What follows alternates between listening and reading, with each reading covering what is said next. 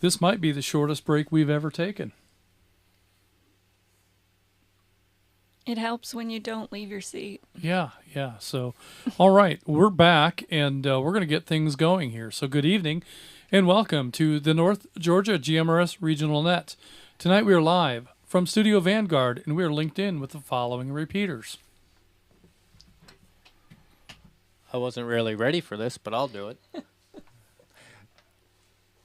Fort Mountain, Ottawa, White Oak, Cades Cove, Georgetown, Chattanooga, McDonough, Flagship, Zebulon, Noonan, Rome, Jersey, Lula, Watkinsville, Toccoa, Columbus, Dallas, and of course, I missed one, Ocala, Florida, and of course our VoIP service, Zello.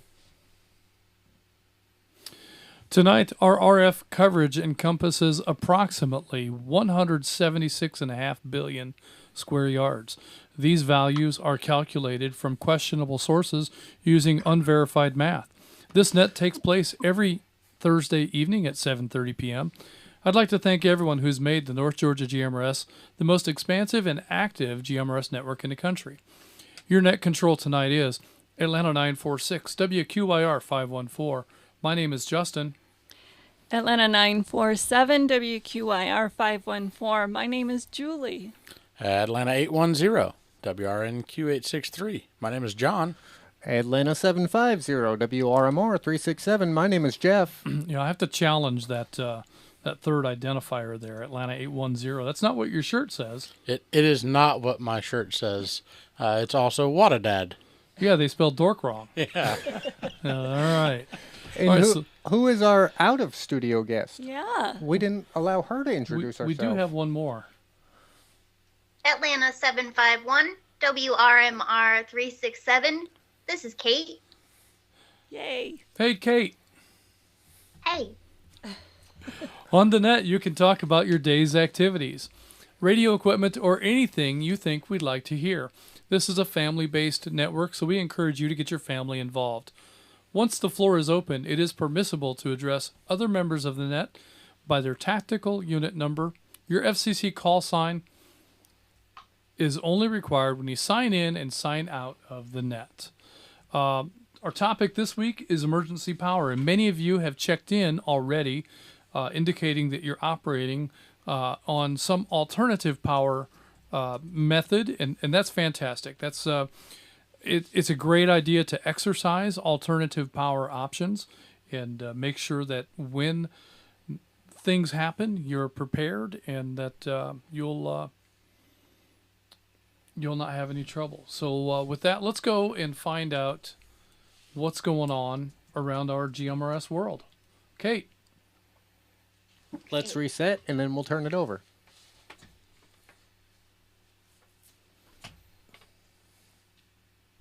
This is WRMR 367, Atlanta 751, Kate from high atop Mount Waleski, live in Studio C with this week's Catch Up with Kate, the latest NGGMRS sauce.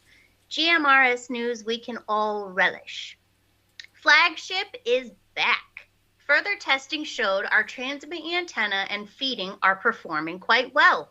A duplexer was added, and now the transmit antenna, located about 160 feet up on the flagship tower, is serving as both the transmit and receive antenna. This is a very common arrangement for most repeaters.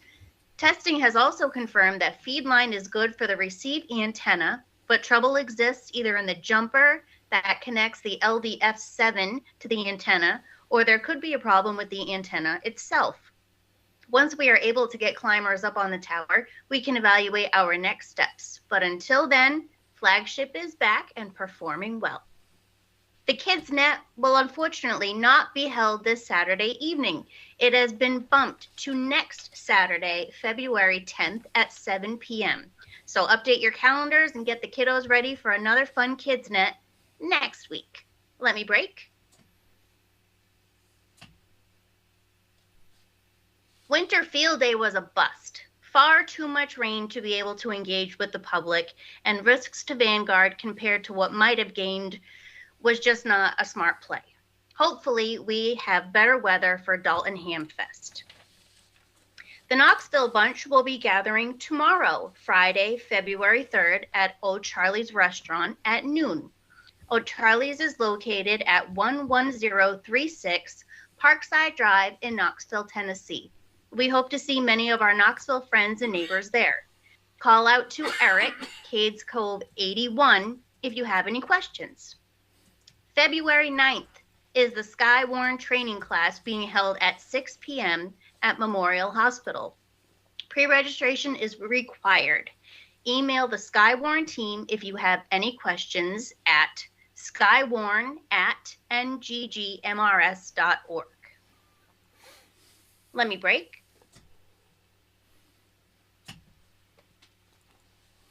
The 42nd Dalton Amateur Radio Club Handfest is always on the fourth Saturday in February. This is a great opportunity to visit many of our favorite radio vendors and explore the boneyard. What's a boneyard? At a Hamfest, a boneyard is where individuals or clubs will display surplus or salvage radio, audio, and electronic parts and equipment for sale. Sometimes you can find a real gem. Sometimes you can find a great bargain. Sometimes you can find that one part you've been searching eBay for. And sometimes you can learn a lot about all things radio and electronics from seasoned operators happy to share their wealth of knowledge. We hope you'll visit the Dalton Hamfest on Saturday, February 24th at 8 a.m. For more information, search for Dalton Amateur Radio Club on Facebook. If you have any questions, suggestions, or spicy announcements for us to catch up on, send me a note at kate@nggmrs.org. We are North Georgia GMRS Network. This is WRMR 367, Atlanta 751. My name is Kate, and now it's time for Julie's tips. What do you have for us this week, Julie? Thank you, Kate. This week, we're going to talk about emergency power. Periodically, we like to ensure we have a backup plan, a contingency for the unexpected. Most of us have pretty reliable commercial power service, but what if? Let's talk about the what if. The most basic emergency power tools we have are our HTs. Further, engaging in the Friday night at 9 simplex operations can confirm what our handheld radios are and are not capable of if the what if occurs. By exercising our radios for simplex contacts, we learn a lot about line of sight and propagation. We learn how to get that extra bit by holding our radios properly and by remaining still while we transmit. All of these things can help us be better operators when using a repeater. This is one of our best tools if we encounter a power failure, especially if it turns out to be a long-term event. Another means of emergency power operation can be a mobile radio installed in a vehicle. Capable of more power and often with a better antenna, a vehicle-mounted radio can be a great alternative station when the power goes out. Just as simplex operations can be important, learning where your mobile operates best can ensure that your emergency power plans will be effective when the what if happens. Spend some time and learn how well your radio works in your driveway or down the street, or at your church or even your workplace. Let me break. The next consideration for emergency power is battery backup on your base station. Most base stations are just mobile radios running off a power supply plugged into the wall. Adding a battery backup, that's not what I meant to say. Adding a car battery is a simple way to get that station on the air when the plug is dead. However, there are some important things to consider. A conventional car battery can vent dangerous gases if it's overcharged, and typical power supplies are not designed to serve as battery chargers. Some commercial supplies are designed to charge a bank of batteries and fail over to them if the power goes out. these can be pretty expensive unless you can find one at a ham fest. Sometimes you can use a battery in the garage or on a riding lawnmower or just pull it from your car. Simple, but have a plan. Make sure you know what you're doing and have all of the connectors and parts available before the what if happens. Another important consideration is that your radio will be able to receive for days, but transmit will need at least 12 volts.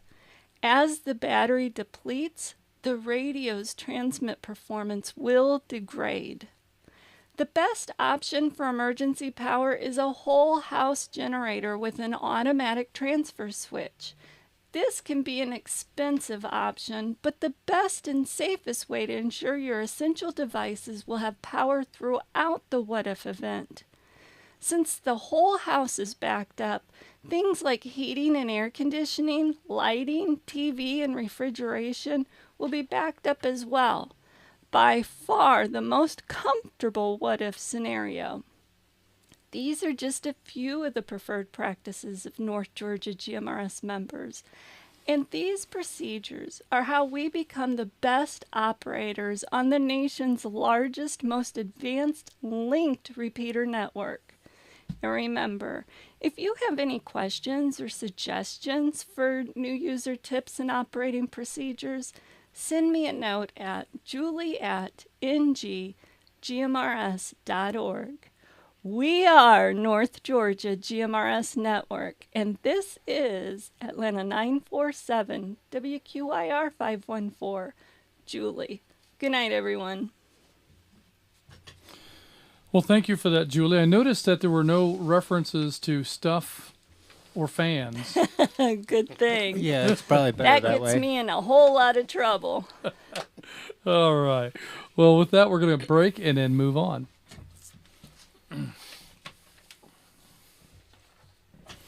All right. At this time, we're going to acknowledge our early bird check-ins, and then we'll take additional check-ins. So we'll go through this early bird roster fairly quickly. As soon as I can get the window opened up nice and big there. Here we go. We had, I'm not looking at the right one. This is last week's. There we go. Well, you could call those people out, but they may or may not be here still. Right. So we had Atlanta 403 was our first one. Bobby at the Vortex Standard is in with us tonight, as well as Gainesville 44 Joe, also at the Vortex and also in. Next we had McDonough 22 Tim in Stockbridge is in tonight. We heard Rome 313 Jay in Rome is in tonight. Cades Cove 80 Eric in Rockwood is in and out, as well as Cades Cove 82 Jenny also in Rockwood in and out. Atlanta 355 Damon in Canton in and out. Atlanta 20 Mike in Cartersville is in tonight. Gainesville 417 William in Auburn in and out. Atlanta 138 Robert in Auburn also. Oh no, Robert is in. We have CW33 Tom in Bogart is in and out. 2 points, Tom. Rome 58 Chad in Rome is in and out. Chattanooga 28 Travis in Ottawa is in tonight. Blue Ridge, I did it again. You did it again. BR 549. Uncle Mike from up around Cherry Log is in tonight. Dallas 64 Josh in Dallas is in and out. Noonan 120 Carmine in Fayetteville is in tonight. Noonan 51 Clinton in Noonan is also in tonight. Atlanta 77 Warner in Tucker is in and out. Dallas 290 Isaac in Dallas is in and out. And Dallas 291 Mrs. Holt in Dallas also in and out. Atlanta 780 Houston in Austell is in and out. Atlanta 346 Dennis in Calhoun in and out. Atlanta 420 William in Roswell is in tonight. Gainesville 226 Paul in Jefferson is in and out. Gainesville 100 Randall in Buford is in and out. Yeah. There we go. Now, where was I? Let me break. I'll be right back. Okay, I found my spot. Chattanooga 192, Greg in Dalton is in tonight. Atlanta 12, Jay in Calhoun, also in tonight. Atlanta 250, Dana in Dahlonega with a half a point is in tonight. Atlanta 256, Chuck in Dawsonville with the other half is in tonight. Atlanta 305, James in Atlanta is in tonight. Atlanta 557, Ed in Kennesaw, also in tonight. Atlanta 261, Scott in Holly Springs, in and out. Atlanta 93, Brian in Lawrenceville is in with us tonight with 10 points. Way to go, Brian. Atlanta 31, Ron in Ackworth is in and out tonight. Atlanta 610, David in Marietta is running on off-grid power. In tonight. Gainesville 141, Janine is in and out with 11 points. Way to go, Janine. Gainesville 140, Bill in Gainesville is in and out. Atlanta 454, Steve in Lilburn in and out. Atlanta 453, Janine also in Lilburn in and out. We have Atlanta 289, Grady in Jasper is in tonight. Atlanta 532, Tom in Flowery Branch in and out. Gainesville 58, Jonathan in Oakwood is in and out. Atlanta 1402, Todd in Sugar Hill is in and no, he's in. He's in and he's in. Yeah, he said in and out, but he's in. He cooked dinner early so that he could participate tonight. Oh, that's fantastic. Yeah. So we've also got Noonan 31, John in Fayetteville is in and out. We have WSAI 340, Larry in Chatsworth is in tonight. Blue Ridge 63, Mike in Blue Ridge is in and out. In Atlanta 739, Glenn, the one I met at Costco the other night, is, well, I've got him in. So I did hear you just as we were taking our break, Glenn, but we've got you in the log tonight. And so that is the roster that we have at this time. It's a pretty good roster. I imagine there's going to be a handful of folks that have tuned out tonight so they can replay the live stream tomorrow so that they can go check out Joe Domaleski's presentation for fox hunting. So anybody that... Speaking of the live stream, you're causing quite the controversy over here because there's a dispute about points issued to some people versus others. Yeah, not everybody got a point. Oh, well, there's your answer, Ed. Some you heard are, it yourself. Does Ed want a point? Ed wants to know how come he was on battery power and didn't get a point. Oh. Well, yeah, let's give Ed a point. Just 1 point? Yeah, let's make it negative, though. Okay, negative point? Negative, yeah. So at the whole conversation about points, some folks may not be aware. The points tonight are pointless indeed. And whoever ends up with the most points this evening will win a 0% off coupon for anything in the North Georgia GMRS store. Anything? However, anything. Oh, my goodness. 0% off. Wow. But the discount code, I don't know, there's a glitch, I guess. It only works when you're making a donation. Weird. I know. I can't figure it out. We've had our IT specialists looking into this and still don't have any answers. So, nonetheless, whoever gets the most points tonight will win a 0% off. Discount code applies at checkout, but it only works for donations. I guess it's better than nothing. Yeah, I'm not sure how it's better than nothing, but yeah, I guess it is. So that is the points system operating for tonight. But tonight we are operating. Well, it's not mandatory. Tonight's net is about emergency power. So we're going to talk about alternative power, ways that you can operate when commercial power goes down. Whether it's a short outage like we experience here sometimes, or whether it's days of power being out because of an ice storm and other life-changing events. So however it plays, we just want to know that you have a plan and that you have some thought as to how you'll operate your radios if the power goes out. So with that, let's go ahead and continue to take check-ins. And let's start off with Zello check-ins only. We'll offer an awkward long pause for Zello check-ins only. Net control standing by.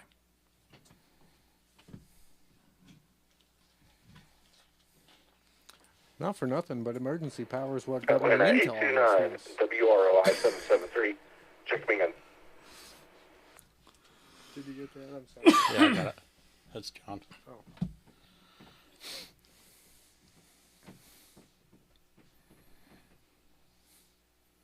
Emergency and power, or emergency power? Well, the generator. It's kind of both, wasn't it? If the generator. And then you had an emergency Yeah. with power. Or no Yeah. power.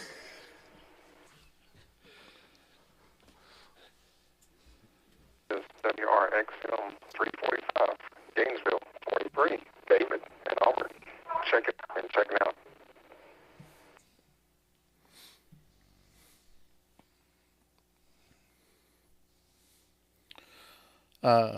I believe you said that Chuck was the other half of Dana.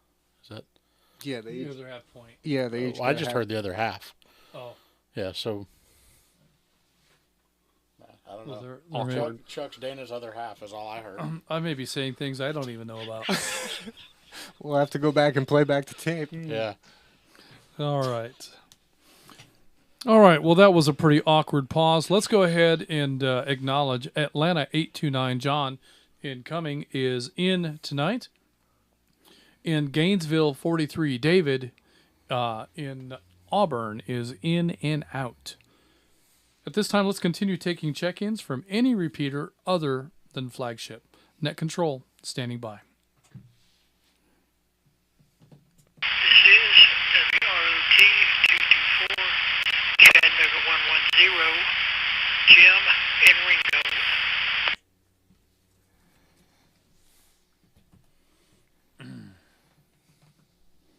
This is RKG 711, case code 70, name's Dwight, top of the world, in and out. This is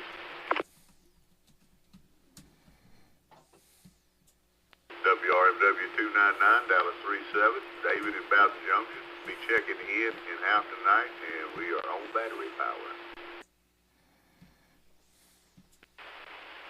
This is Chattanooga 100, WRNL 965, Bob and Ringgold, 0 points, but I'll check in. 0 points. He's the winner.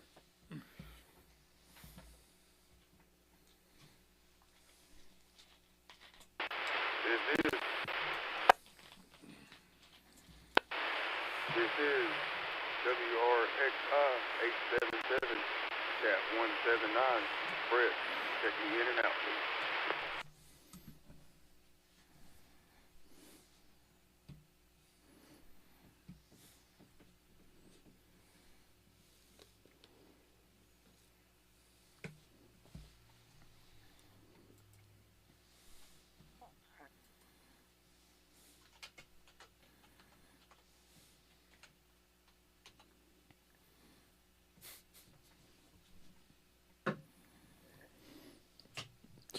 All right, Net Control will go ahead and acknowledge this round of check-ins. We had Chattanooga 110 Jim in Ringgold is in tonight, followed by some in and outs. We had Cades Cove 70 Dwight in Tallahassee. Top of the World is in and out tonight. Dallas 37 David, Bowden Junction is in and out tonight. Chattanooga 100 Bob in Ringgold, 0 points, but we gave them to you twice. So I'm not sure what that comes out to, but you're on the board. In and out. Chattanooga 179. Brett in Chattanooga also in and out. And just as information, anyone who didn't get a point, I'm going to add 2 points to your score, and then later we'll take them back off. So at this time, we're going to continue with check-ins. Any repeater, anywhere. Net control, standing by. We have to Atlanta correct 346. the luncheon for Kate's Dennis Cove, Knoxville area. You call me out as Dennis and Calhoun. What's this tech? Dennis and Calhoun. All right. What was he? WRTD 549 ATL 549. I'm sorry, WRTD 479 ATL 549. Chat incoming. Did you catch it? The correction there, Kirkland? Is Chattanooga 53 WRZM 974. In and out.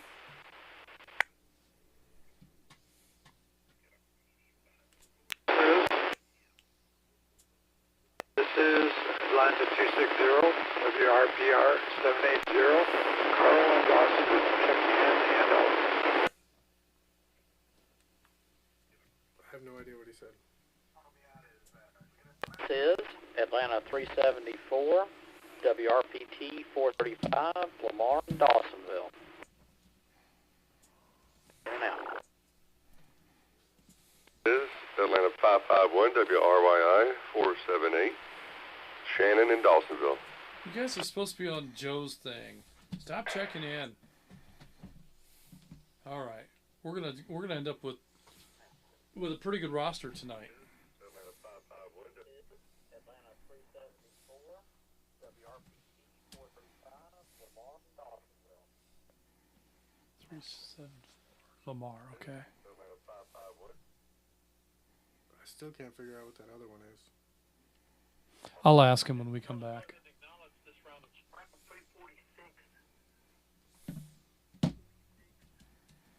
Got it. Comes up as Dennis again. That's right. He said call me Dennis, right? Where? Line 27. 27. Dennis Gerard. Oh, he's in Oh. there twice. Yeah, okay. What? Line 27 is Houston. 28. Oh, so you don't need him at the bottom again. 61's a repeat.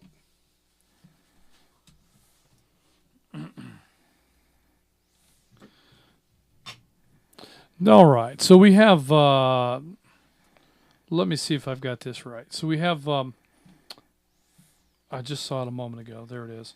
Atlanta 346 Dennis in Calhoun. Dennis, is that correct, or did we get the TAC number wrong? That's what I think we heard was Atlanta 346, and it populated in our roster as Dennis. Can you come back? Yeah, Atlanta 346 to Matt. It's Dennis in Cumming, Georgia. That's what it pulls as in the roster. Somebody switched it. I see. Okay. Yeah, I thought I heard Calhoun, and I had corrected that to Calhoun, but it does come up in the roster as Cumming. So it would have been all right if I'd left it alone. All right. Thank you for helping us out and getting that right, Dennis. I appreciate that. So let me go ahead and I'll read off the rest of our check-ins here. We have Atlanta 549 Chad in Cumming is in with us tonight. Chattanooga 53 Douglas in Hickson is in tonight. Atlanta 260 Carl in Dawsonville is in tonight. Atlanta 374 Lamar also in Dawsonville in tonight. In Atlanta 551 Shannon in Dawsonville in tonight. Those are the check-ins that we have at this time. We'll take one more round of check-ins at the end of the program. So at this time, I think we're going to head to the top of the roster, and we'll get things started. Let's go ahead and start off with. Well, Well, we need to make the correction about the Knoxville luncheon, first of all. Oh, what's going on with the Knoxville luncheon? The script is written as Friday, February 3rd. Right? Well, Friday is February 2nd. Oh, my goodness. Oh, my. So the luncheon is actually on Saturday. You know, maybe they should have it twice. Saturday, February 3rd. And if you're going to call out to somebody, call out to Eric, which is Cades Cove 80, not 81. Okay. So the actual luncheon is? Saturday. Saturday. All right. Well, that works a lot better for people at work. So Saturday at noon at O'Charlie's in Cades Cove 80 if you need any further information. Correct. All right. All right. Glad we got that squared away. And hopefully we'll have a good turnout at O'Charlie's. Especially being on a Saturday. Isn't that the place that has, don't they have like free pie or something on a certain day? I think they do, yeah. Yeah. Maybe every day. Maybe No, it's I think maybe it's not. Maybe it's Wednesdays. Yeah, I know what it is. Oh my! It's tomorrow. Free pie. right, free tomorrow. Free pie tomorrow. Yeah. Whatever day you go. That's right. I don't know. That might not be right. But check it out. O'Charlie's on Saturday, this coming Saturday. Is that noon. Like no charge at Chick-fil-A on Sundays? That's probably the same thing. Yeah. Chick-fil-A is free on Sundays. So I think that's the same thing. So it's the O'Charlie's in Knoxville. So if you're looking to hang out with radio folks and you go to the O'Charlie's in Kennesaw, you might be there alone. Okay, so emergency power. Atlanta 810. What do you do for emergency power? I know that you can't find a charger for your Anytone. Well, I can't. And apparently when I need to talk about emergency power, I have to drive an hour away to go to a fancy studio. So that doesn't bode well. No, I have a generator outside the house, and it is capable enough to feed the entire breaker panel, with the exception of the air conditioning, which this time of year you don't really need. And so my entire house is covered, including the radios and studios and everything else. Studios. Fantastic. Speaking of studios, at the Wolf residence, when will the studio be activated next? So our Youth Net is on the second Saturday of every month, which is February 10th at 7 p.m. 7 p.m. February 10th for the next Youth Net. I hope that many of you will get your children and grandchildren ready for engagement in the next Youth Net. Do we know what the questions are going to be yet? I have not been told what the questions are, but I'm hoping to find out by the weekend so that I can have them posted on Facebook. All right. So, yeah, I highly encourage everyone to get their children. You know, the most valuable thing of the Youth Net is getting our children familiar with the radio. And even if they need to be coached and helped along, just getting them comfortable with the idea of talking to somebody on the radio. Then in times of need, it's just like teaching children to use 911. If we can teach our children to use the radio, they may be able to use it to call for help. They may be able to use it to call Grandpa for snacks. Whatever the case may be, I think it's important that we engage our youth and that we pass this interest that we have in radio on to the next generation. So, and you never know what Atlanta 810.5 will come up with either. So he's always a blast to make sure you have the mute button nearby.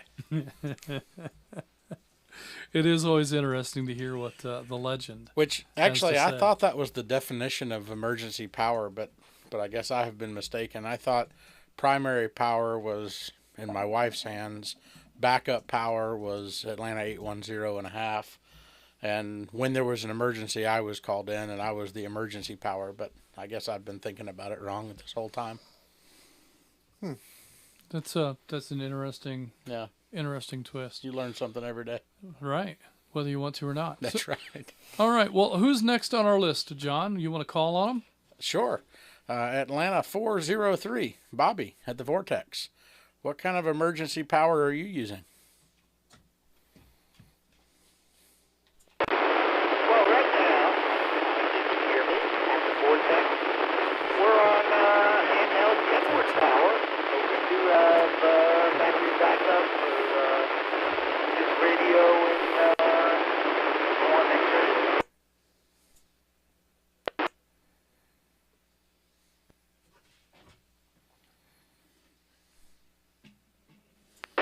And am I making sense? That's the magic of HTs. All right, Bobby. Well, I understand that you're on emergency power using handhelds, and that's the magic of handheld radios is that as an emergency tool, sometimes they're more effective or less effective depending on specifically where you are. And seeing as how you were unable to hold the repeater, we did hear that you were on, I think you said a Kenwood handheld, but whatever handheld he was using, unable to hold the repeater for the duration of that transmission. So, this is a perfect example of, if you are in a situation where you're relying on emergency power and it's an HT, you should take some time ahead of time to learn where you have good coverage at, and also learn some of the etiquette and protocol of operating with an HT. Because, if you hold the radio upside down like they do in the movies, or sideways like they do in the movies, you may not propagate as well as if you were holding the radio straight up and down.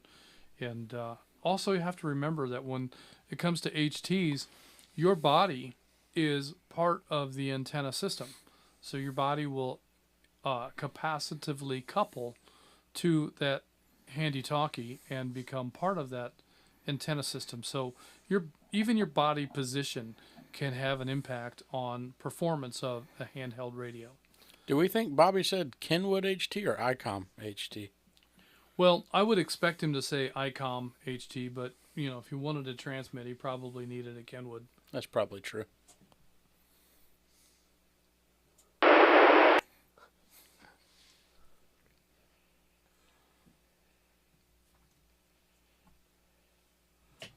All right. Well, I wanted to give Bobby a chance to come back to that, but we'll just have to let it stand and continue on. Who's next? Gainesville 44, Joe, also at the Vortex. So maybe he can come in on a stronger Kenwood.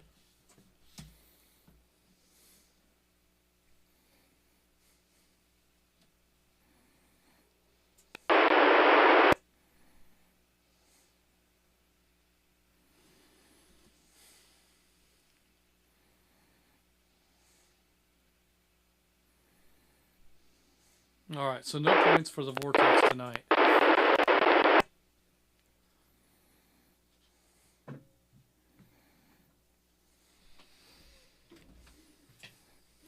All right, Joe. Well, we copied exactly nothing from that. So, unfortunately, that backup plan is not going to work out.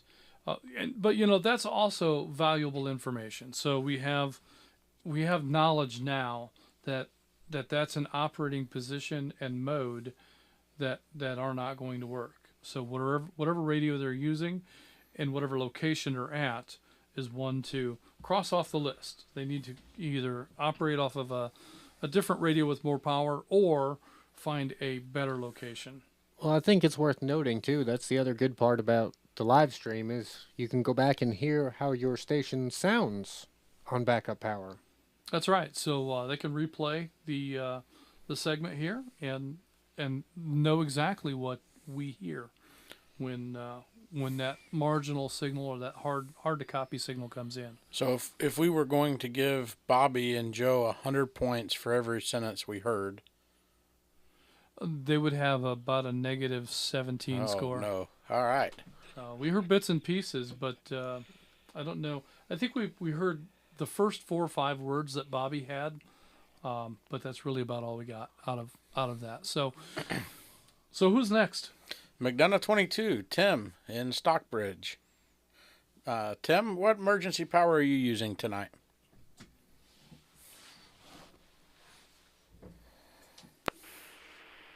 Actually, gentlemen, I'm on one of several of my emergency backup radios, which happens to be one of my handhelds. This one just happens to be the Ocean UV9G, and I have and maintain fully charged at least one extra battery for all of my handhelds. Also have my mobile radio, and I have one of those handy-dandy devices that, you can boost your battery off if you go out there on one of these cold mornings and your car won't start. And it does an excellent job the time or two that I've had to use it, but it also has an attachment that plugs into it that has a cigarette lighter receptacle in it, which should my car battery be dead and it won't start, I can plug my radio in the mobile into that with the cigarette lighter plug and operate my mobile radio on that. Should one of my handhelds fail. As everybody knows, I got by down here for a pretty good while just using nothing but my handheld till I was able to get my base station in here. And so I feel pretty confident that I'd be in pretty good shape as far as radio if my power goes out and I can't use my base station here, because I've got several handhelds with the backup battery power. And any points that I accrue tonight, I'll donate them to ATL 403.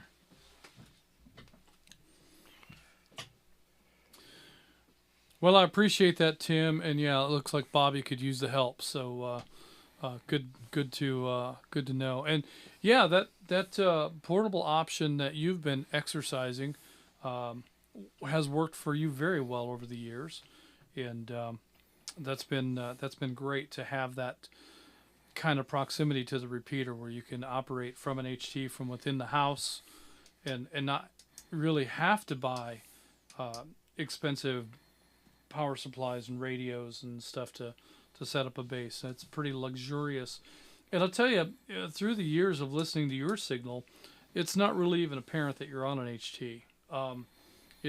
The audio quality and the signal strength is really solid, and if you were to imply or suggest that you were on a base of some sort, it would be totally plausible. So good stuff, Tim. I'm glad that you're able to contribute tonight, and thanks for checking in using emergency power.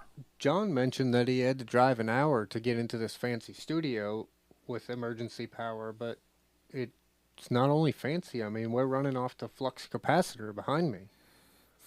Yeah. So we don't even need commercial power. 1.21 gigawatts. Yeah. Yeah, just a few banana peels and trash you throw into the coffee pot and it fires up. I don't think I saw any extension cords or anything on the way out here, so that's pretty good. Yeah, it's just the flex capacitor. Yeah. 100 points. All right, who's next? Next on the list, we have Rome 313. Jay, what emergency power do you have for radio communications?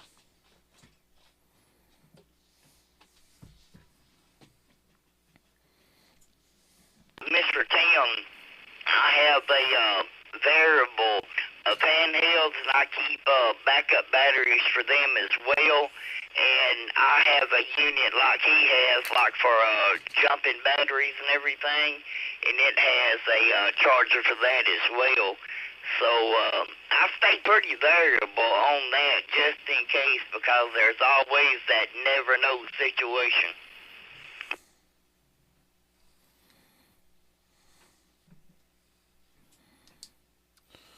Well, I think having a bunch of batteries charged up and that device that Tim was talking about is a good idea. I also have one of those devices, and it's probably cheaper to use than the drive down to Woodstock, so I'll have to consider that next time. Yeah, but it's not nearly as much fun. Well, that's also true. Yeah, well, without a doubt. And, just in case, we have one over there, a first aid case. Oh, yes. Yeah. So we now have a fancy first aid case, because you never know what might happen around here. You might need a Band-Aid. If your injury is more substantial than a Band-Aid, well, then you need a different just in case. That's fantastic. Well, next on our list, we had 3 in and outs. Cades Cove 80, Eric in Rockwood. Cades Cove 82, Jenny, also in Rockwood, Tennessee, were in and out.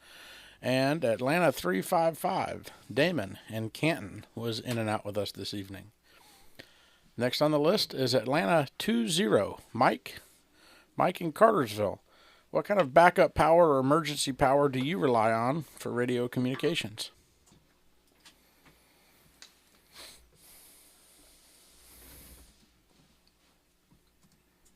Evening, Net Control.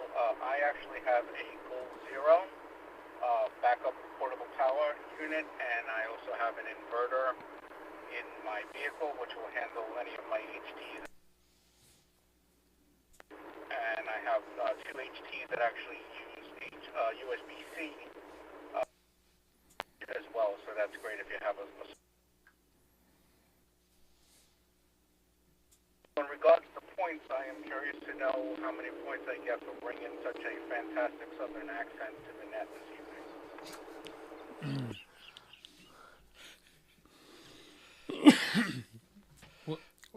Well, in regards to points, we'll have to ask the point keeper over here, Justin. Well, he's the only one with the point scale, so we Well, don't even know how to do the math. I think it's just in that case. Yeah, But 17. 17 points. 17 whole points? That's up for debate. Okay. Well, there you go. You get 17 points, and maybe they're whole, but they could be half points. I'm not sure. 17 decimal points. That'd be a really There you small go. number. So, Mike, it's funny you mentioned that inverter, and I'm going to get maybe some head shaking on either side of me, but not using the built-in inverter in my truck, but the previous truck that I had a 1,000 watt, 1,500 watt max inverter that I would run off of the battery of my truck in winter storms prior to getting this generator that I have, with extension cords ran in the house. And I have a picture somewhere that I'll have to dig up of the company that I worked for at the time. I was doing some critical phone support work, and it was critical that I worked, but I couldn't get into work because of the storm. So I was running extension cords from the inverter into my house and powering the refrigerator, the modem, router, laptop, and a couple of lamps, and ran for about 3 days that way, prior to realizing that I didn't have any heat source besides a fireplace that didn't heat the house up. And it was 47 degrees in the house, so it was time to leave. But those inverters can do wonderful things. Should have brought that in the house. That probably would have been a heat source all by itself. Right? Yeah, so there you go. You could do lots of things with inverters, whether it's recommended or not. Well, that's up to you, but it worked for me. Who's next? Oh, we wait. No. Next on our list is Gainesville 417, William, who was in and out this evening, followed by Atlanta 138, Robert in Auburn.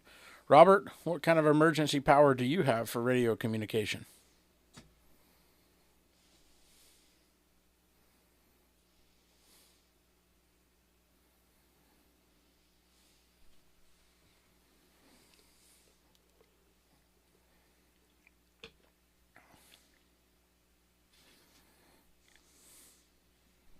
Is he usually in and out? Well, Robert may have been in and out, and Justin could have messed up the log, but that's okay. We will mark him as in and out. And if he's still around listening and would like to come in the comment section later on in the net, please feel free. Next on our list was CW33. Tom was in and out this evening, operating on an ammo can radio for his check-in. Thanks for your check-in this evening. Followed by Rome 58, Chad, also in and out tonight. Next on our list is Chattanooga 28, Travis in Ottawa. Travis, what emergency power do you have, and what does your emergency communications look like?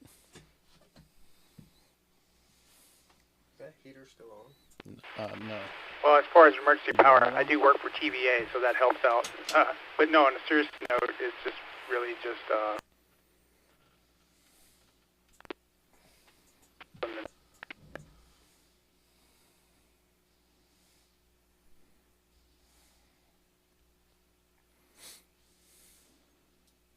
He had a good signal to start did, with, and then yeah. he just dropped out.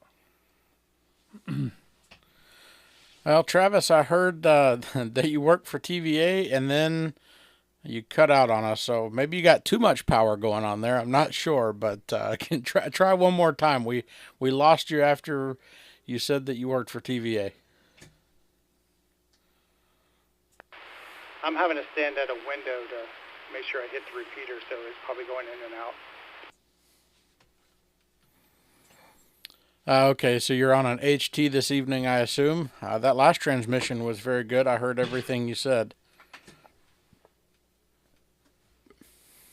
Yeah, I have to switch between the Ottawa and the White Oak Mountain repeaters. They just kind of fade in and out.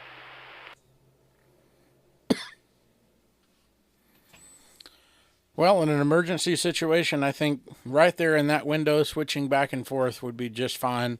I'm copying everything you said on the last couple of transmissions, so sounds good. And obviously, it's not your ideal radio, having to stand in the window. That probably isn't extremely comfortable, but in an emergency situation, it would work perfectly fine. Next on our list is BR. That's how you say that, right, Justin? BR? That would be, yeah. Okay, BR549, Uncle Mike. Uncle Mike, I'm almost scared to ask. What kind of emergency power do you have for emergency communications?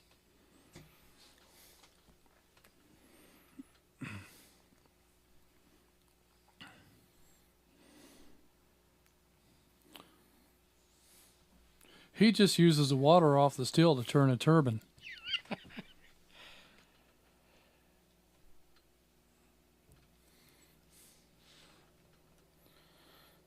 Did he have to mute the live stream and then go find the radio? Yeah, give him a minute.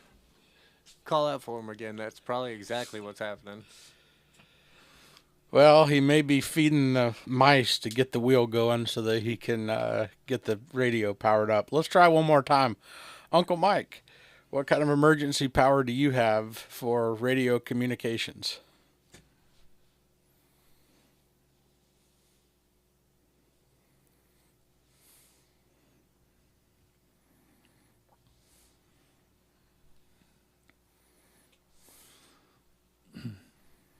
Well, this is another example of emergency power that doesn't work. Or maybe it works just fine.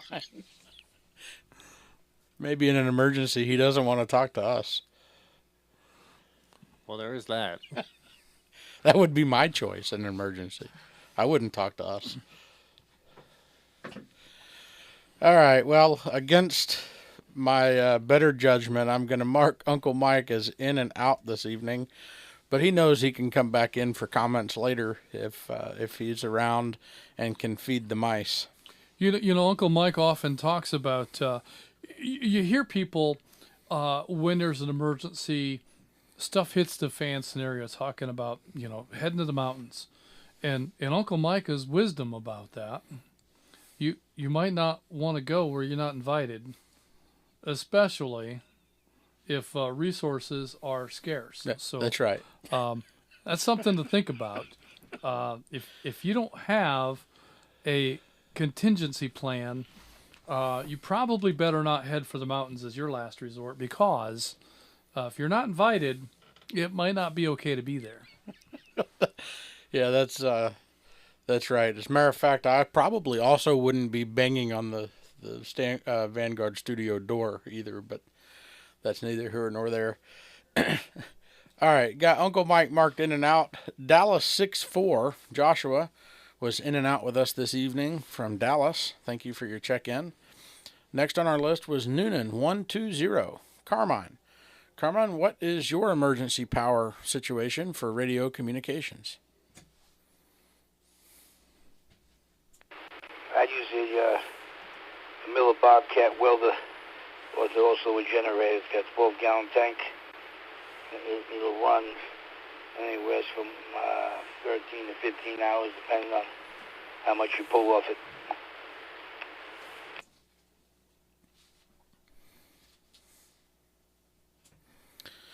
Okay, well, 13 to 15 hours is probably sufficient for radio comms. Anything else that you can or do run from that generator, or is it strictly for radio communications?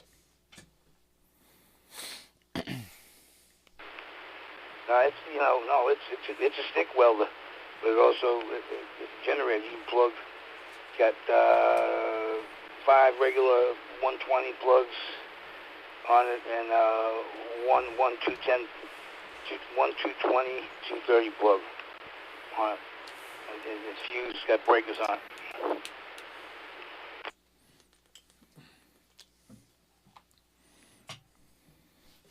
All right, so it's a gasoline powered welder that will also serve as a generator.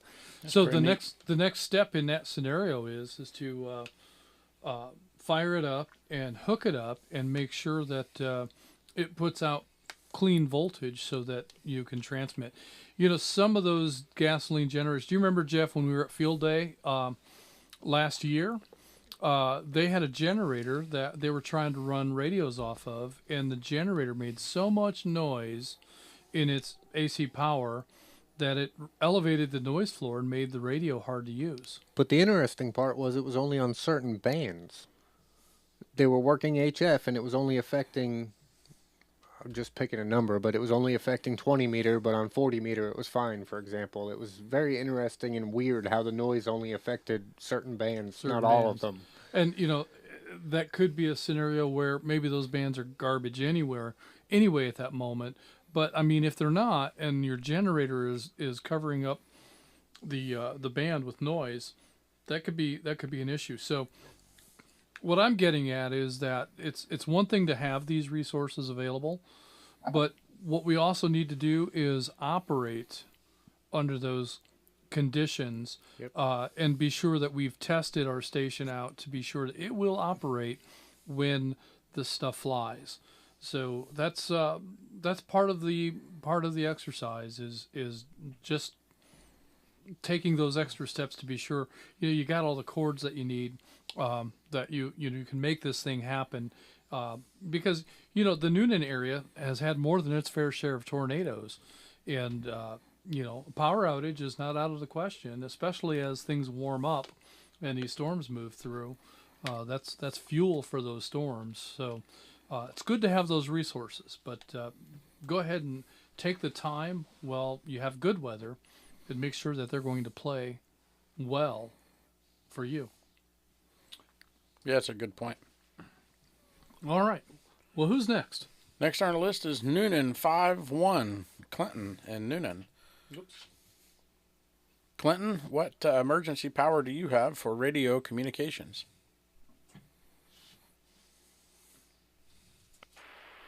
Good evening, Ned.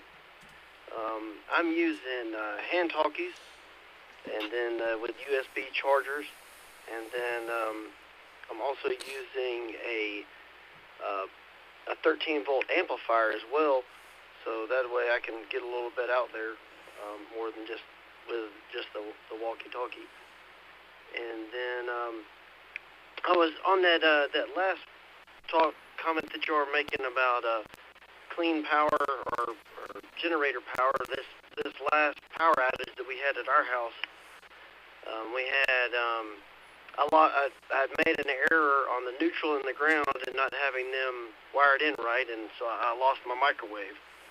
So running an actual engine drive welder. So that's so y'all are definitely for sure you would want to check that power out before you just be careful plugging in sensitive electronics to that so you don't zap them. And also have an inverter in the truck. So, but I think the battery on the radios is probably sufficient.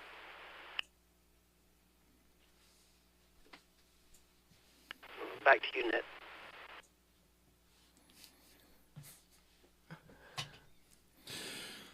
Well, that's, and that goes back to the point of, checking your stuff out before the storm hits, before the emergency power situation arrives. And knowing that you have the right cords, the right adapters, a good way of, it's just not automatic to be able to hook a generator up to a house.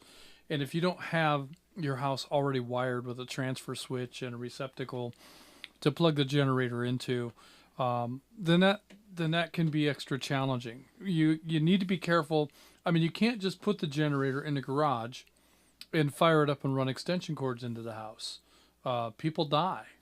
So you have to be careful that you're positioning the generator outside, and that it has adequate ventilation, that it's not leaking CO2 into the house. And, there's a lot to consider here. And the last thing we should do is, in the heat of the moment when the power has gone out, wait until that moment to figure out whether or not you have the right extension cords, whether you have the right adapters, whether you have a plan for getting power into the house. So that's a great lesson to have learned. I'm sorry that you lost your microwave over it. But now you know what not to do, and hopefully you also know how to make it work the next time the need arises and you have to have that system running for emergency power. Well, I think there's other practicalities there too that come into play here, especially with generators, is the maintenance, upkeep, and exercise of them on a regular basis. Well, that's probably one of the benefits of using a welder as a generator, because it's probably getting used more than whenever the power goes out. But you make a valid point. If your generator sits in the garage for 6 months or for a year, or until you need it, and you haven't started it, and you haven't changed its oil, you haven't run fresh gas through it, you might not get it started when you need it. And I think it's important too, especially with generators, is just starting the engine and letting it idle is not exercising your generator. You have to load it. You need to work both sides of that machine. So the engine and the generator side both need to be put under load with a good, average what you expect to pull off of it. Put a space heater on it or something that, that will make it work. Yeah, last thing you want is a generator that dies in the middle of a storm. That'd be bad. That would be bad, wouldn't it? Was that another dig? All right. So he did mention one other thing that I want to call out, because this has been an exercise of mine lately.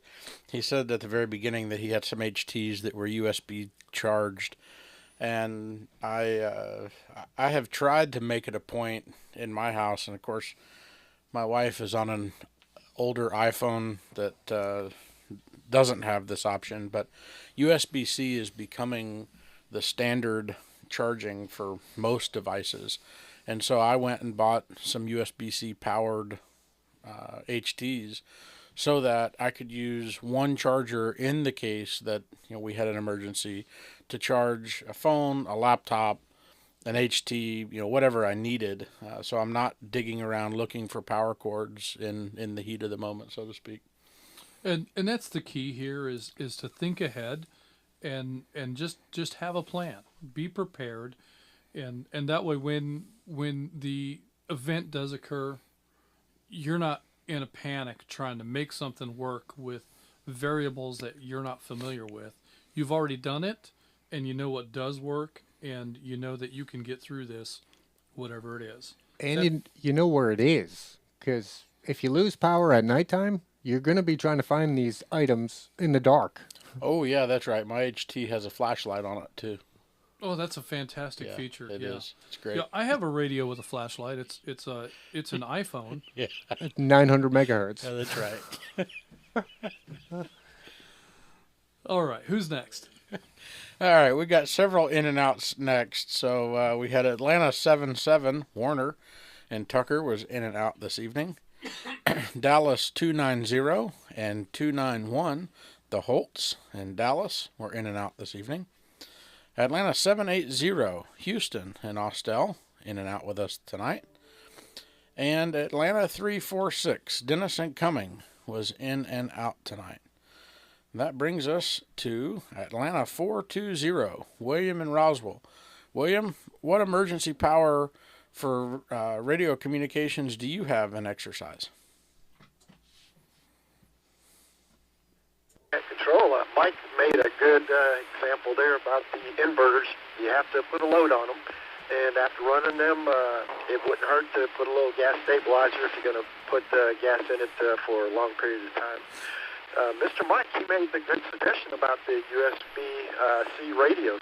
I bought a couple of them just for that fact, and if I separate the batteries from the handheld radios, I could charge them up and either with a hand crank that doesn't require anything but a little exercise, and those are perfect for Faraday cages in case of like a solar flare or something like that. And most radios won't be damaged if the battery pack is separate from the radio. It's the energy running through it as it's the electrons being pulled out of something during an EMP that actually is what damages the radios there. Want to take a break? Most of my radios are mobile. They're handhelds, and for the vehicle there. I've got small little inverters, which, again, that's clean power, so it's great for electronics and things. Small little Ryobi one that does 100 watts, a Black & Decker that does, I think, up to 600 watts. But I recently made an investment on an All-Powers S2000, which will do a peak of 4,000 watts there, and it's fantastic because I can run my TV, I can run my router, my computers, microwave, coffee maker, and it's all indoors, so I don't have to run anything from the indoors to the outdoors to keep it running there. And I can always turn on the gas-powered one and charge this up and keep it going there. But yeah, it'll run just about every major appliance that you've got in the house, and they have some with a 30 amp, another break. You have one with a 30 amp plug on it, which I didn't get, that would allow it to hook up to like a mobile radio center like we've got there, or for an RV, something like that, to provide power to all the other units on the inside. But I'm really happy with it. I'm glad I made the purchase, and the price compared to like the Jackeries and some of the others, it was very reasonable. And I was hoping to get a link from the seller to provide to members if they had any interest in it. But I've been really happy with it.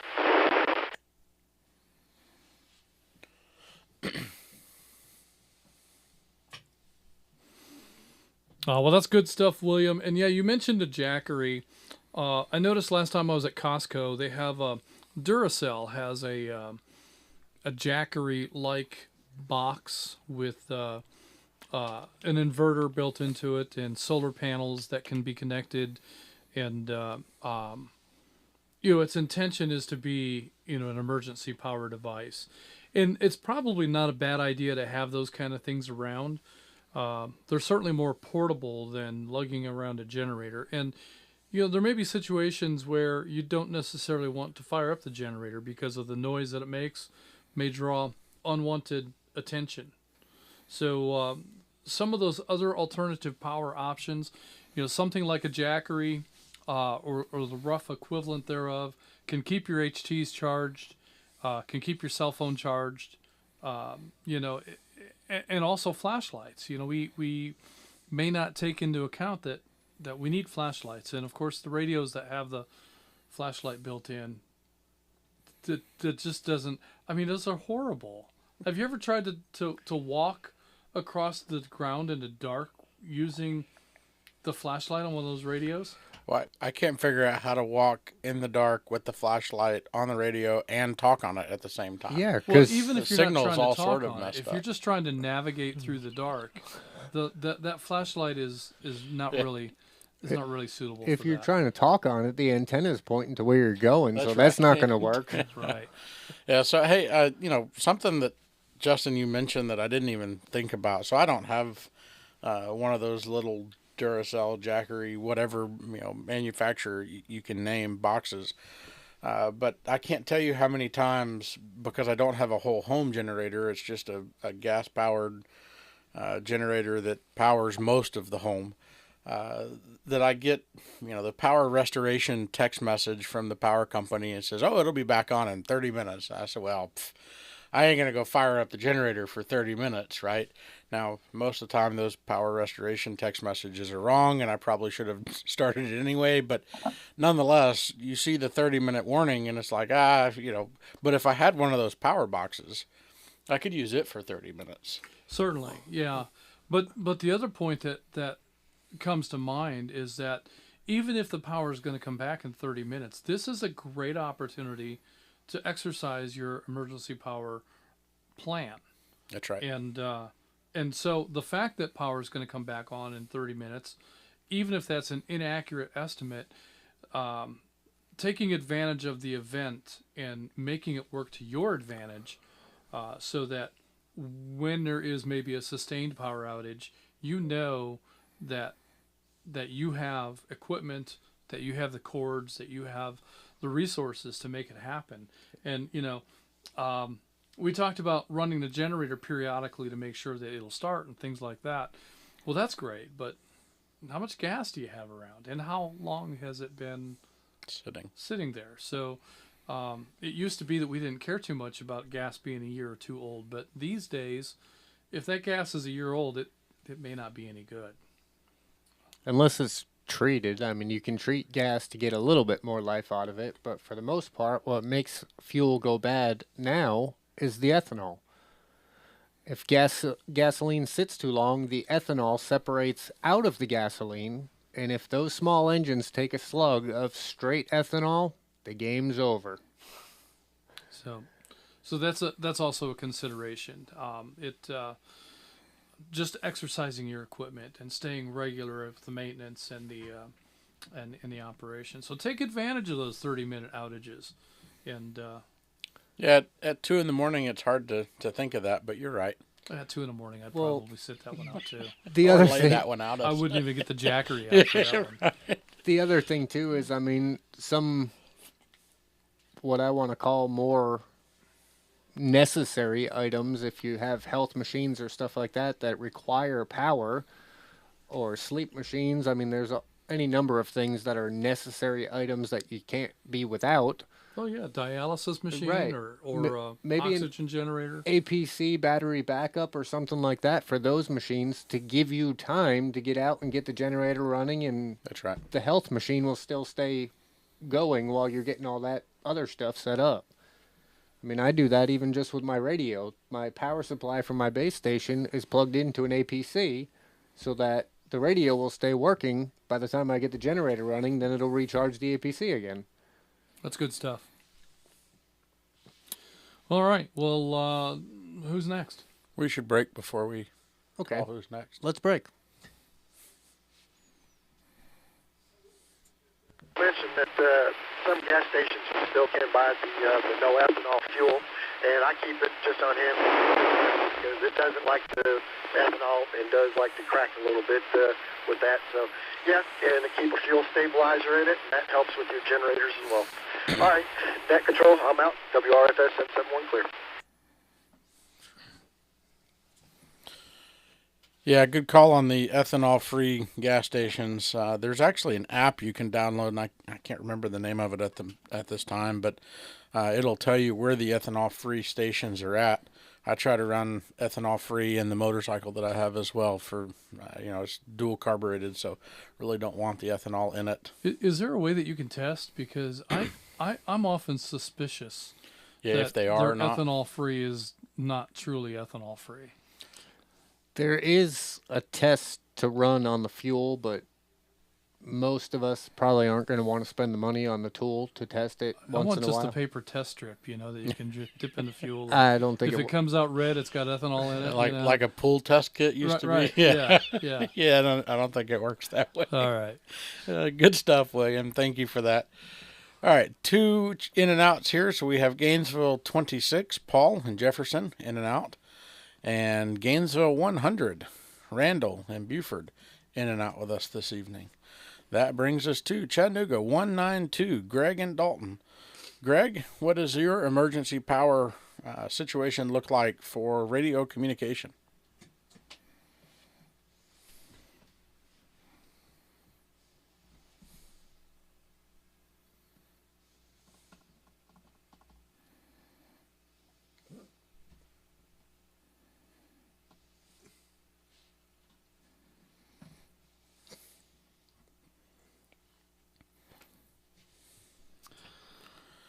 Chattanooga 192, Greg and Dalton. Are you still with us this evening? We're having an issue with Fort Mountain? Because he came into Fort Mountain and we couldn't get Mike back either. Does it show it's linked? Yeah, but it's two different places.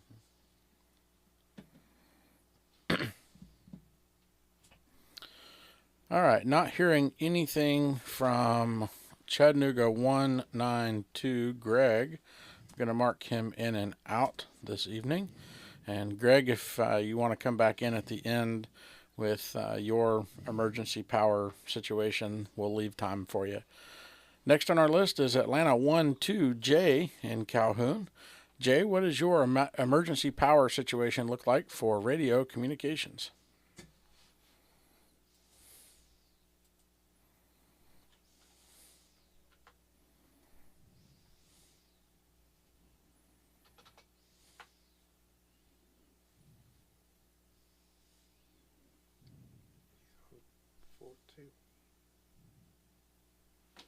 Let's see if anybody's monitoring from Fort.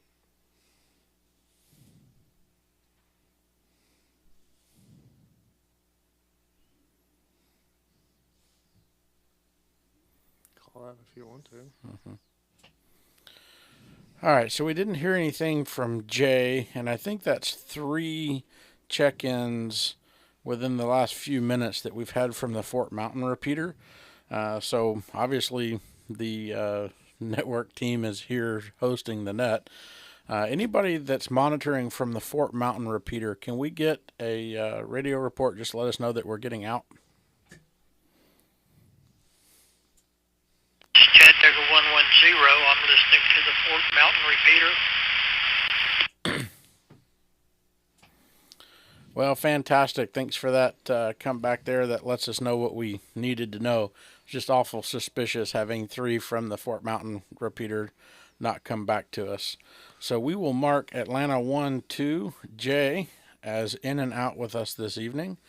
And that brings us to somebody that tried to be in and out but is not allowed. Atlanta 250, Dana.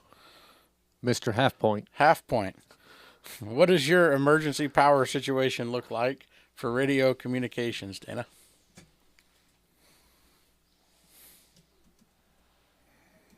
Good evening, guys. And I guess what I have, I got a total home generator with about 5 days worth of propane standing by, and after that about 35 gallons of liquid fuel. It's a dual fuel type generator.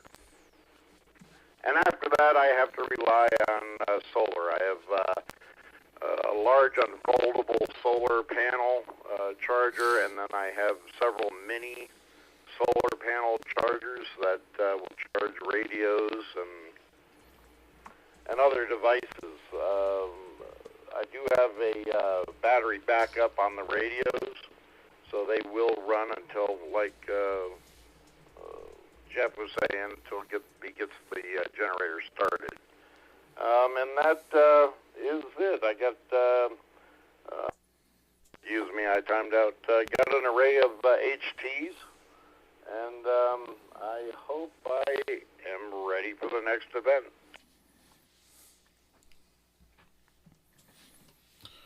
Well, I think those whole home generators are, well, they're very common anymore, but it's a very convenient thing to have.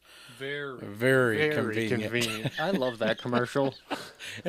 And as a matter of fact, I know that the others here in the studio are aware of the story, but my in-laws are building a cabin up in Jasper, and they're building in a place that is very prone to power outages. And when they first started talking about building a cabin, I said, "Oh, well, I know that area, and what's your plan on a generator?" And my father-in-law said, "Oh, I don't think I have a plan for a generator. I hadn't thought about it." And I said, "Well, you probably ought to think about it." Well, the conversation went as that, and that was the end of it. He went and visited his soon-to-be neighbor, and the neighbor had mentioned a very similar story, that they're prone to power outages and what your generator situation looked like. And so he came back and started talking about whole home generators, and that was just going to be in the price of the build. And I think that's the way to do it. When you're building a house or buying a house, just assume that a whole home generator cost gets thrown right in, because, man, it's the way to go. You don't have to worry about anything. Well, that is a great point. And even if you've got a plug-in style generator, a portable generator, it's better than nothing. But the whole home generator and the automation that comes with that automatically exercises on a weekly schedule. You probably also want to get the maintenance program with that, unless you're capable of doing it yourself. But there's a lot to be said for the whole home generator. For instance, consider you have to go out of town for work and you're gone for 4 or 5 days, and there's a storm at home. And is Victoria going to be able to fire up the generator and get it connected properly? No, she'd probably go into the in-laws or her parents that have a whole home generator. and So, that might be the right answer. That's right. But that is something that you have to also take into consideration for that emergency plan. That's right. Yeah, good point. Well, Dana, thanks for that this evening. Next in our log is Atlanta 256, Chuck, your other half point. And Chuck, what do you have for emergency power for radio communications?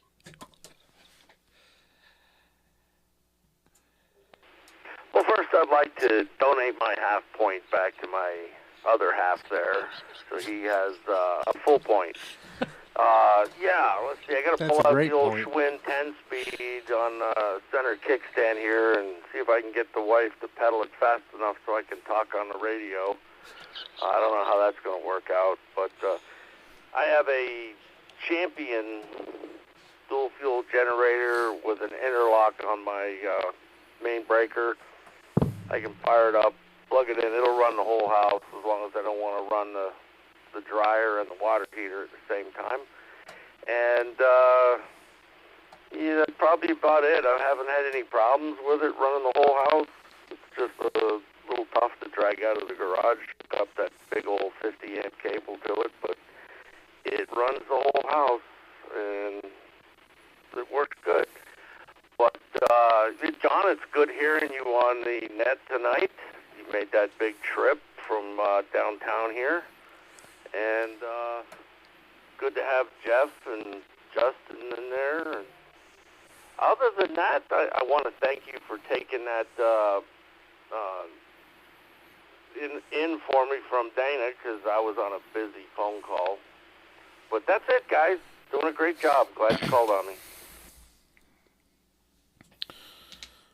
Well, we'll show that your other half point is caught up in alimony and has now been sent over to... The lawyers are going to get most of that. yeah, probably. So is that like escrow? It's kind of like escrow, yeah.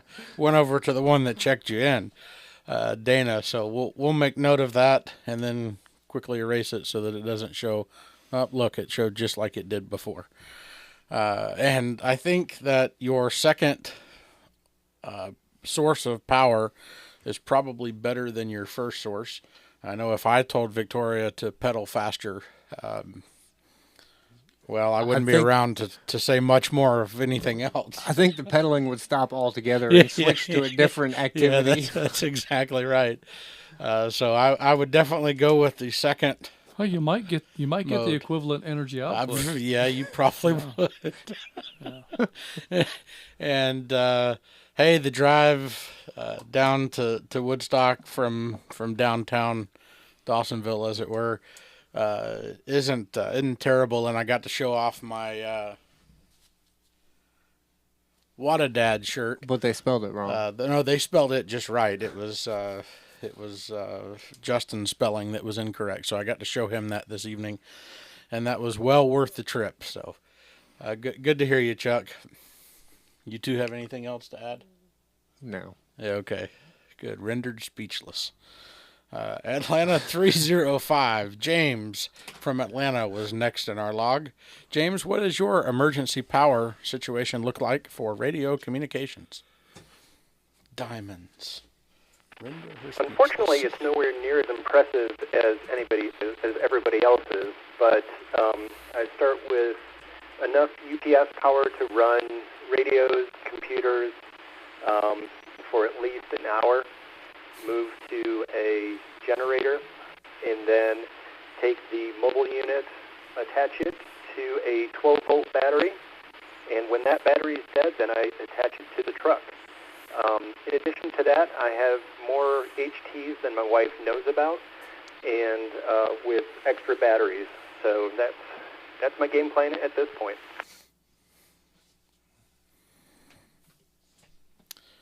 Well, I have extra batteries that my wife knows about for radios that she doesn't know about, so that sounds pretty similar situation. Of course, this is live streamed, so I don't know what those radios are. I think they belong to the neighbor. Oh, she can play it back tomorrow. Yeah, It's not just live. Yeah, that's right. It's here forever. Uh-oh.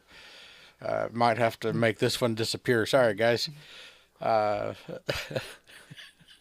as far as the points go, Justin, I don't know how he got negative 1,000 points for this power situation. Oh, I read that wrong. It was just -1. I thought it was 1,000. -1 is Ed. Oh yeah, that's right. How many points? James doesn't have any points.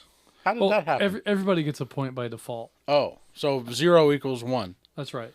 Oh boy, this is new math. I love it. Oh yeah. I told you we needed to scale. Yeah. Well, good deal. 0 equals 1, James. So you got just as many points as everybody else, which will give you absolutely nothing off at the North Georgia GMRS store. So got that going for you. Perfect. All right, well, who's next? Next on our list, we have Atlanta 557, Ed.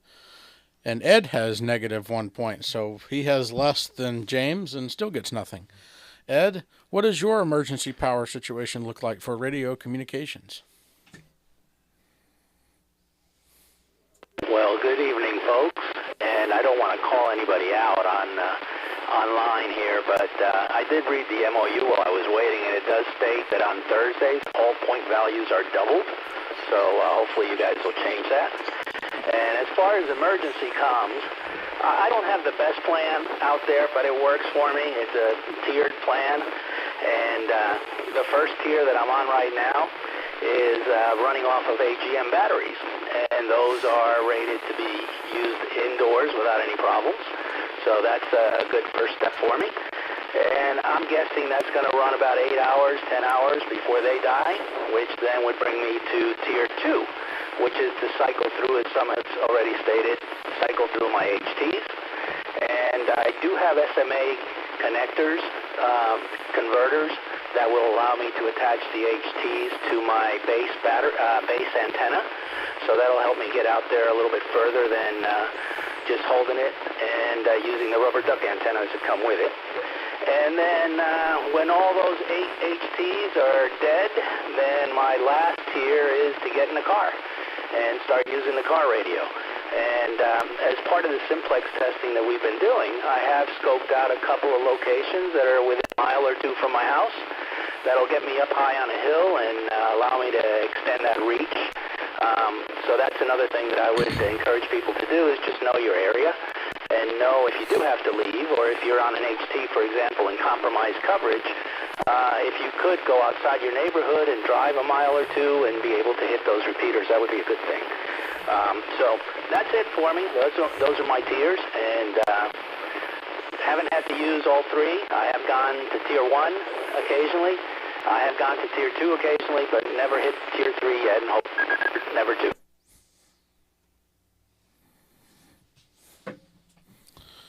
Well, Ed, thanks for reading the entire MOU to find the ×2 rule in there. Yeah, but in this case, it worked against him because -1 times 2 now becomes -2. Well, that's right. So he gets less than 0% off at the store when he makes a donation.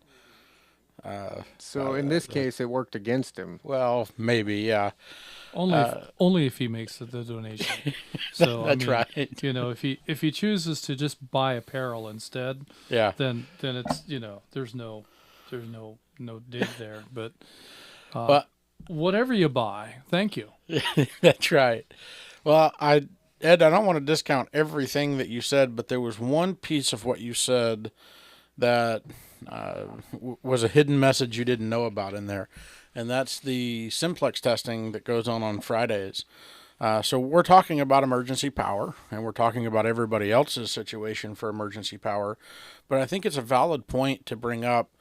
Although North Georgia GMRS also has emergency power plans for most, if not all, of our repeater sites, there may become a situation where the links are down or the repeater is down and you have to use another repeater. And I think doing that simplex testing is a fantastic emergency power test, just like running a generator, to see where you need to go in order to hit another repeater or in order to hit another contact. Because in an emergency power situation, we may need to rely on relays or other forms of communicating. Absolutely, and that's very well put. And I was kind of thinking along those same lines. In fact, I wanted to ask Ed if he has explored the simplex HT operation on his base radio. He's talking about having the SMA adapters that he can plug into that antenna. And you know, Ed, have you explored Friday night at 9 using an HT with that base? Do you have any coverage? Because that's a great point. Having a radio is great, but having a contact that you can have some assurance that you're going to make is even better. Whether that's with a repeater or barefoot as a simplex connection. Either way is something that we really should consider. So, and the other thing, John, you'd mentioned that we have backup power at a lot of the repeaters. We don't have it at all of them. For instance, we don't have any backup power at White Oak. Probably not really practical to put it there. It would be difficult to see to it getting fueled. That's a tough location. We don't have a generator at Fort Mountain. However, we do have a transfer switch. So there is a kind of a plan in place that once the budget allows, we will add a generator at that location. So some places have battery plants that will back up the repeater for hours, maybe even days. Let's break.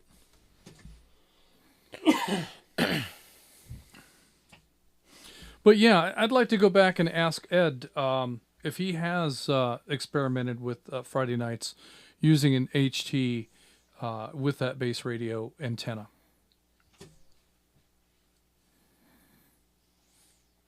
I have. Most of it has been with the base station, but unfortunately where I'm situated, the only way that I could hit simplex with the HT and that base antenna is just to a couple of folks. Atlanta 589 and Atlanta 610 are about 5 miles from me, and that's about as far as I can get on simplex.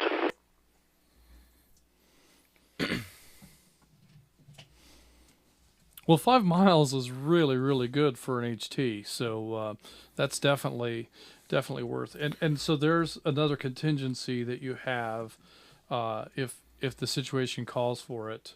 You mean the box of radios that I bought that says they work in 25 miles doesn't apply to mountain ranges and hills or neighborhoods or? Oh man, yeah. Yeah, and I guess that's something that is worth talking about for a moment. Is we see these packages, especially these FRS radios that you find at the big box stores and the bubble wrap pack, 22 miles, 40 miles. You know, if John were on a mountaintop and I were on another mountaintop, we might be able to hear each other.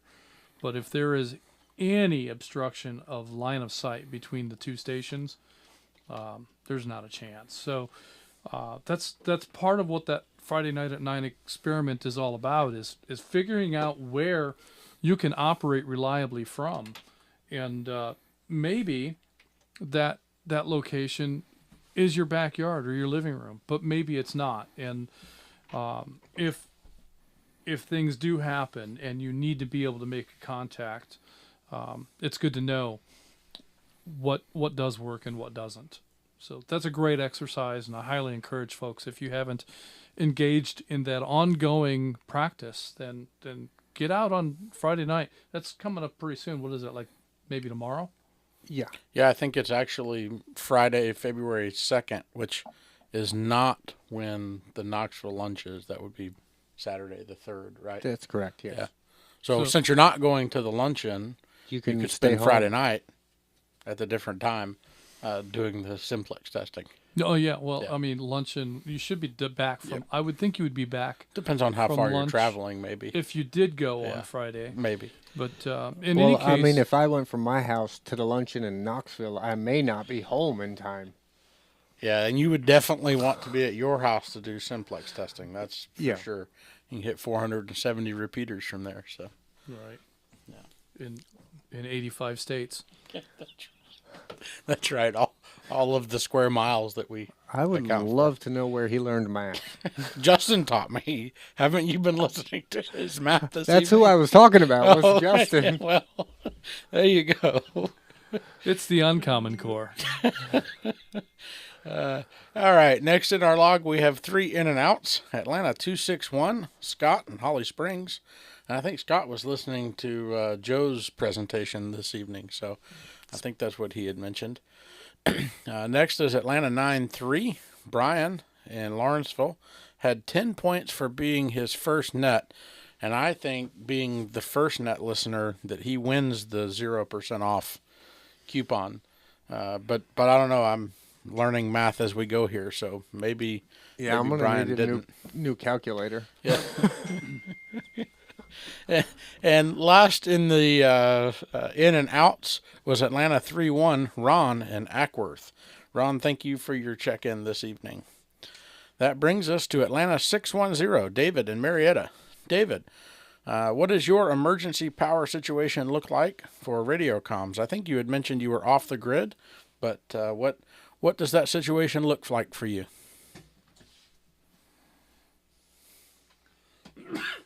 Guys, first of all, I want to thank you for holding this net because I needed to cycle my batteries anyway.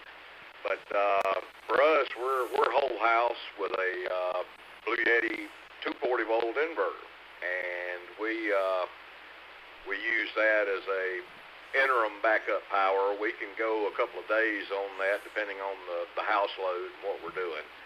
But from there, we can supplement with generator power and solar to recharge those batteries and bring us back up. I'm going to break.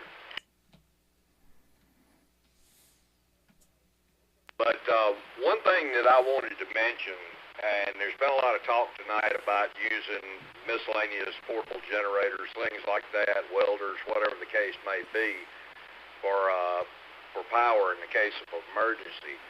I just want to caution everybody to please be careful and make sure you are completely disconnected from the grid. You need to disconnect your mains so you're not backfeeding the grid with these generator systems. Let me break. Yeah, that would be bad. Number one is you're probably going to damage your generator if you are still connected to the grid, because you're going to be trying to power everybody that's still connected on your street, neighborhood, or whatever the case is, and quickly overload your generator. The other thing is that voltage gets transferred back onto the lines, and those high voltage lines become energized from your generator, and is a hazard to the people that are out there trying to work on them and repair them who think they're off. So just be very aware of that. Use a proper transfer switch, or at least understand how to disconnect yourself completely from the grid. But for me, I was just sitting around looking at the number of batteries that I've got in my system, and of course, some of you know I do a lot of overlanding as well. So we've got a camper set up out there that we boondock out of. That's got several hundred amp hours of lead crystal battery backup in it. My vehicle has multiple batteries in it. The radio I'm talking on right now is completely unplugged. It's an ammo can with a 10 amp hour lithium battery that gives me about 8 good hours of talk and standby time. As much as you guys hear me on the radio, I can make a full day talking like I normally do on the radio. So I've got quite a bit of backup in here, and yeah, we can stand by for quite a while. Let me break. But some of the other considerations that I made with my house here was fuel sources that I had available, and for us in a situation where creature comfort's number one. So I actually invested in a dual fuel heat pump gas pack system that I can switch over to natural gas for heat, which greatly reduces the electrical load on my system, and I'm able to run that system quite a while just on battery backup before I had to add power to the system. And even down to the kitchen, where everything that's heat related in this home has, we use natural gas everywhere we can. Hot water, our range is a dual fuel range. It's a gas cooktop with an electric range. But everywhere that gas can be utilized, it's more reliable than anything in bad circumstances, so we've gone with gas on that.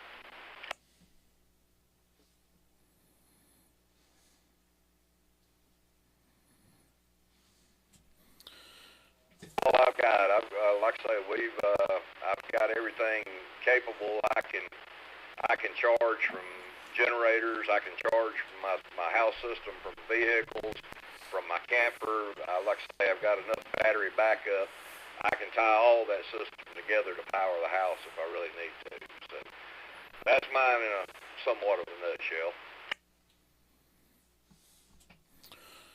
Well, that's good stuff. There's a lot to unpack there. So I have a couple of comments on the make sure you're not backfeeding your power grid. So,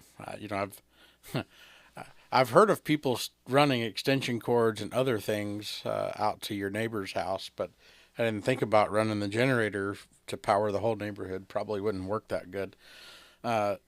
So I found another disadvantage with not having a whole home generator with a transfer switch. Running my house off of generator is fantastic, and it works great. And like I said, I can run everything except for the air conditioning unit upstairs. But what I don't know is when the power comes back on. There's nothing to tell me that we have power from the utility power, because I already have power in the house. And so I learned that this was a problem during a 2.5-day outage a couple of years ago. I kept relying on, well, if I look over at the neighbor's house and I see power, well, that's great at night, but during the day you may not be able to see if they have power. Then I learned that most of my neighbors don't have generators, which means most of my neighbors were running without coffee for 2 days. And so I found, by being a good neighbor and delivering hot coffee to most of my neighbors, that it wasn't going to be rude of me to ask my neighbors who had no power to tell me when they got power back, so that I knew when to turn my generator off. But I felt bad about doing it until I offered something up, like, hey, I know you don't have power, but will you tell me when you get it back so that I can shut my power off? So yeah, I always flip my main and make sure to backfeed into the panel. But there's disadvantages and advantages, as Professor Pete would say, to everything. Well, and I think that the automatic transfer switch is, that's the dummy's way of making sure that your system is going to operate properly and not create a hazard for the linemen that are working. That's right. Or be damaging, as David had pointed out. That could be a tremendous load on a generator, and that's just asking for damage to your machine. So be sure that if you're plugging your generator into the house, that you are definitely either have some sort of a panel interlock so that you can't turn a breaker on for the generator until the main is off, or just know that you have to do that, or you're probably going to damage your generator, and you could create a lethally dangerous situation for the linemen that are out there working. Yeah, for the lineman that's already doing a dangerous job. Yeah. Anything else from the Two Stooges? No, that was a lot of stuff, and it sounds to me like David is prepared for an outage of whatever duration. If the power never came back, he's probably going to be okay. So that's good stuff. He will have the hot coffee. That's right.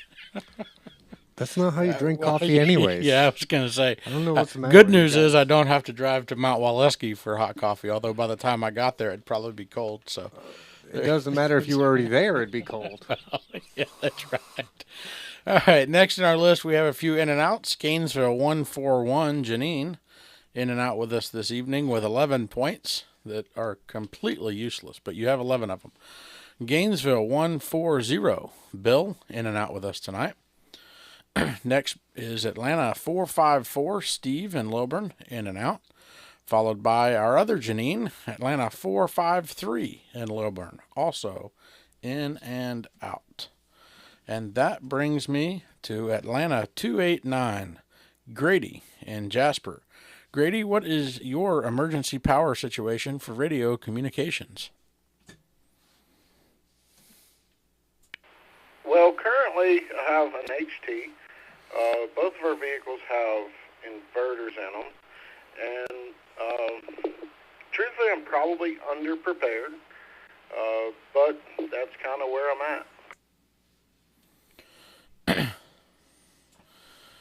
Well, it wasn't too long ago, maybe 4 or 5 years ago, that I was in a very similar spot. So I mentioned running lots of stuff off of an inverter from the pickup truck, and that's because that's what I had at the time. And I think others here have checked in and said that they have HTs with batteries, and as far as radio comms go in a short-term emergency, I think HTs are plenty fine. In a longer term, not long, but longer term outage, I think inverters are just fine. You can charge those HTs. You can charge your cell phone. You can charge your laptop, as long as you have fuel in the vehicle that you're driving. So in my case, as long as my significant other does not drive my vehicle prior to me having a power outage, then I would be just fine. But if she did, chances are pretty good that I'm going to be out of gas, and my inverter would be no good to me. But yeah, I think you're in a fine state with having HTs, and just some things to think about as you've listened to the net around what else is out there in the market for when the time is right for you. That's interesting because Julie knows that I'm going to be taking her car into Midtown tomorrow, and she took it to Costco to fuel it up today. Yeah, so I guess this is the difference in 12 years of marriage and 100 years of marriage. So I'm getting there, but but not quite. I still get left on E when she drives my vehicle. Well, I think you bring up a valid point too, that you can have fuel at the house for the generator and those kinds of things, but keeping your car fueled up is probably just as important as having fuel on hand for the generator, because if you have to resort to the radio in your car, you need to be able to recharge the battery in the car. Well, or even if you're not talking about radio communications, it's probably a good idea in an emergency situation to have fuel to get somewhere in case you needed to. That just in case box that's here that only has Band-Aids, if you need more than a Band-Aid, well, you're going to rely on the fuel that you better have. Yeah. So I guess when circumstances warrant, when the what if scenario comes, I'll be headed for the mountains. Probably Mount Waleski. Good stuff. Next in our log was Atlanta 532, Tom in Flowery Branch, who was in and out this evening, followed by Gainesville 58, Jonathan in Oakwood, also in and out. And that brings us to the pizza chef, who said he was in and out, but I know he ate dinner earlier based on a previous conversation I overheard. So Atlanta, the pizza chef who doesn't deliver. Well, yeah, and I don't know that he makes pizzas. I've seen wonderful pictures that you could get off Google. Yeah, they could be clip art. That's right. Atlanta 1402 in Sugar City. What is your emergency power situation for radio communications?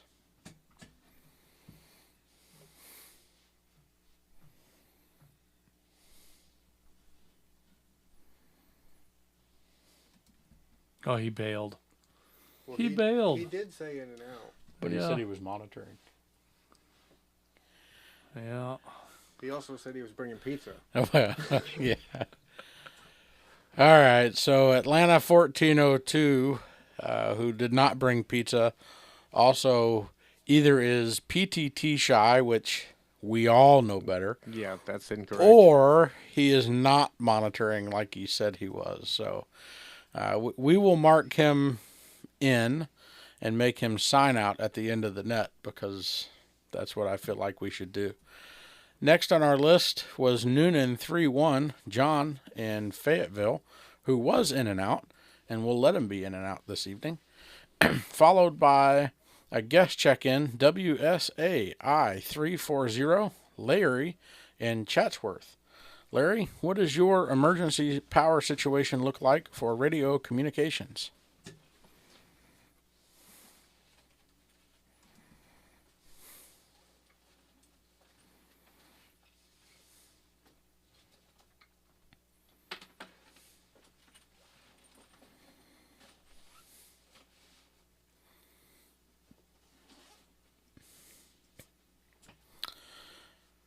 We'll try one more time. Maybe Larry was in and out. I was busy trying to copy down the call sign and may not have caught the in and out. Larry, are you still with us this evening?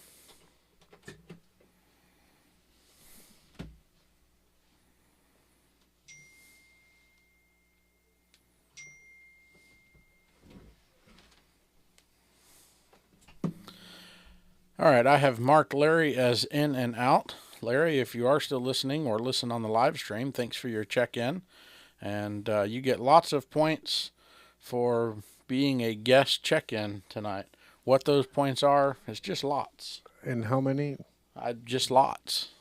Yeah. My calculator's broken at this point, so you Enough. can't type lots in there. There's enough. That's enough points. That's Yeah. right. All of them minus all of them. Next on our list was BR63, which is Blue Ridge 63. Mike, who was in and out this evening. Although, if I look up at my screen, it says I'm Mike, and I will never be able to fulfill what Mike does for this network. So we'll let him be in and out, but thanks for all he does, and enjoy your vacation day. He's actually working. Well, so he's vacation from here and working elsewhere. I wonder what that's like. Next on our list is Atlanta 7. He actually just texted me and said, check me in. Well, there you go. Look at that. He's not really in and out. Blue Ridge 63. Mike, what does your emergency power situation look like for radio communications?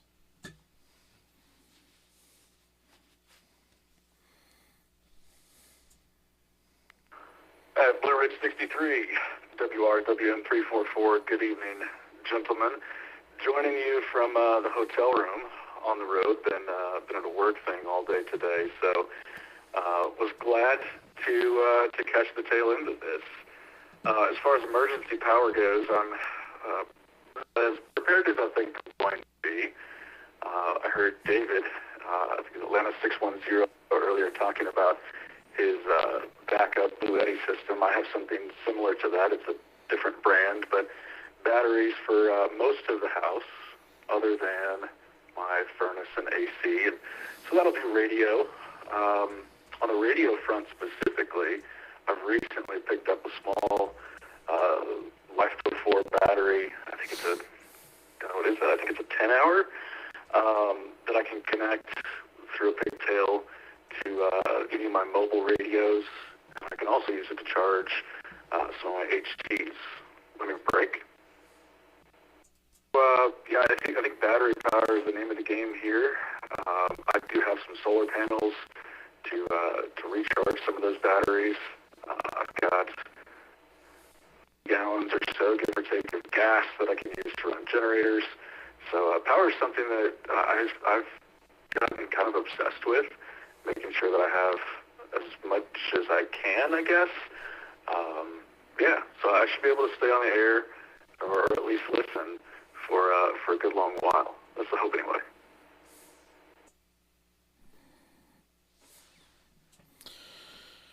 Well, don't cut yourself short. I think you brought a power situation or emergency power situation up that others have not thought about or brought up.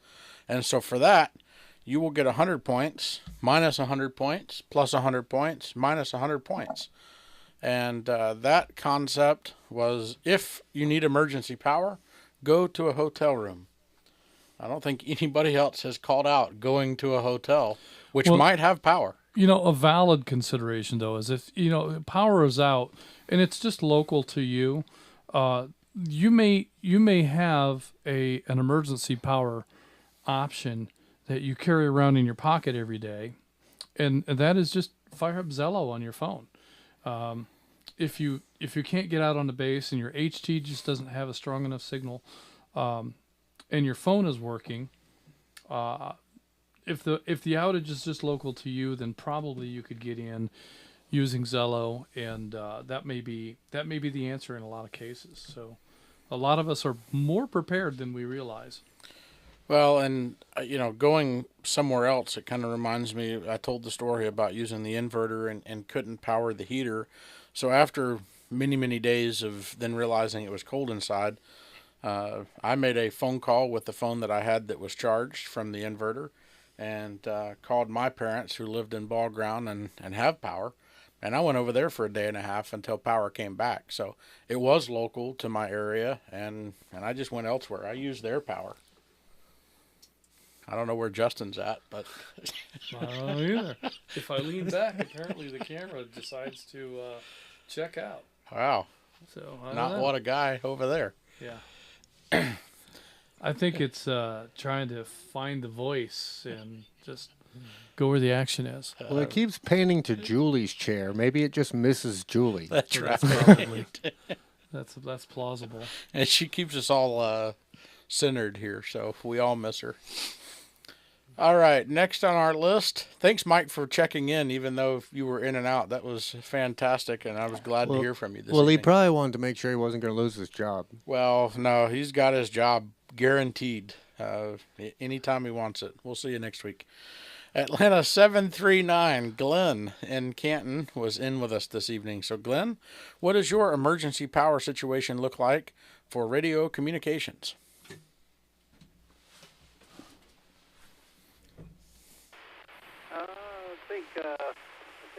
I've got a base station in my house.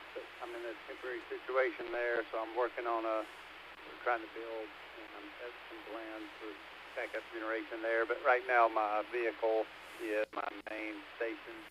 On my vehicle, I've got 100-watt solar that feeds a dual input DC to DC charger that feeds two 69-amp-hour. Right now, they're SLA lead acid batteries, and I've got the starter motor. But it's basically the solar and the alternator charges my battery, so I'm running off of those on a KG 1000, and so I've always got power there. In the house right now, I've got, this is where I'm at now, I've got one that's on a separate 55-amp-hour battery being.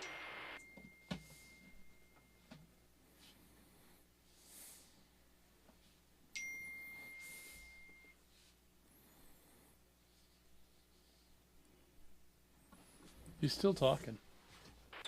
I'm on a new radio. I don't know if it times out or whatever. But I'm just glad that I read the North Georgia GMRS manual, and I got a really strong quarter point for checking in after check-in hours when the controllers never left their seat. So Like my quarter point is worth more than everybody else's points that negated themselves somehow. I'm just glad to hear that my quarter point counts for something.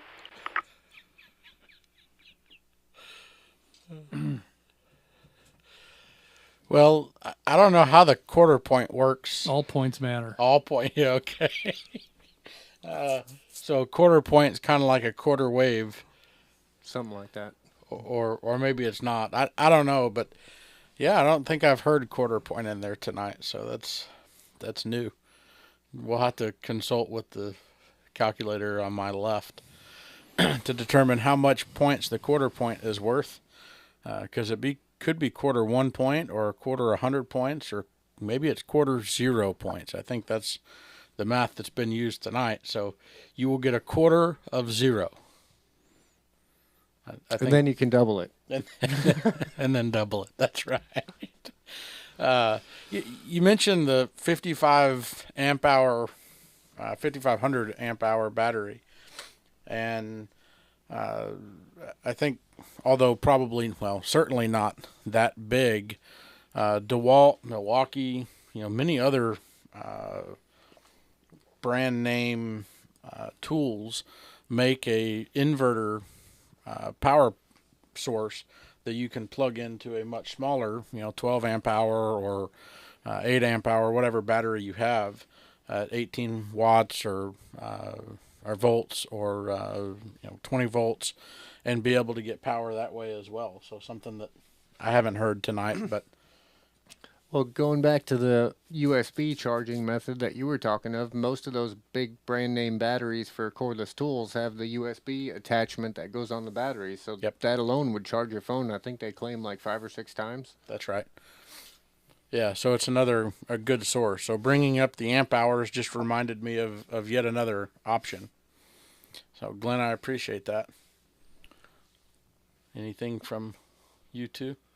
Nope, that's good stuff, and all worth consideration. And the cordless tool battery was a good thing too, because just about all of us have them around the house, and that's a good power source, especially to charge your phone or a computer or whatever. Well, yeah, and we kind of make a point of keeping those batteries charged because you never know when you're going to need a drill.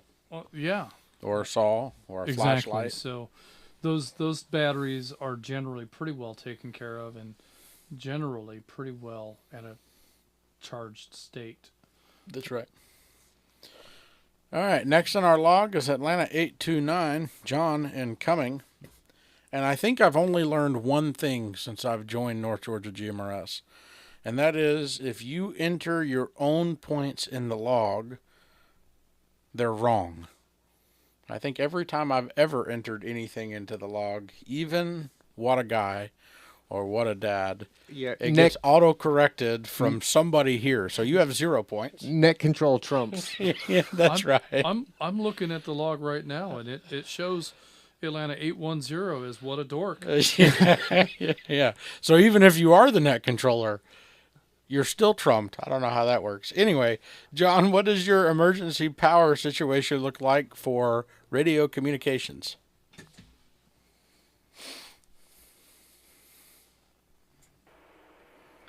Well, first off, good evening, gentlemen. Thanks for running the net tonight. You guys are doing a great job.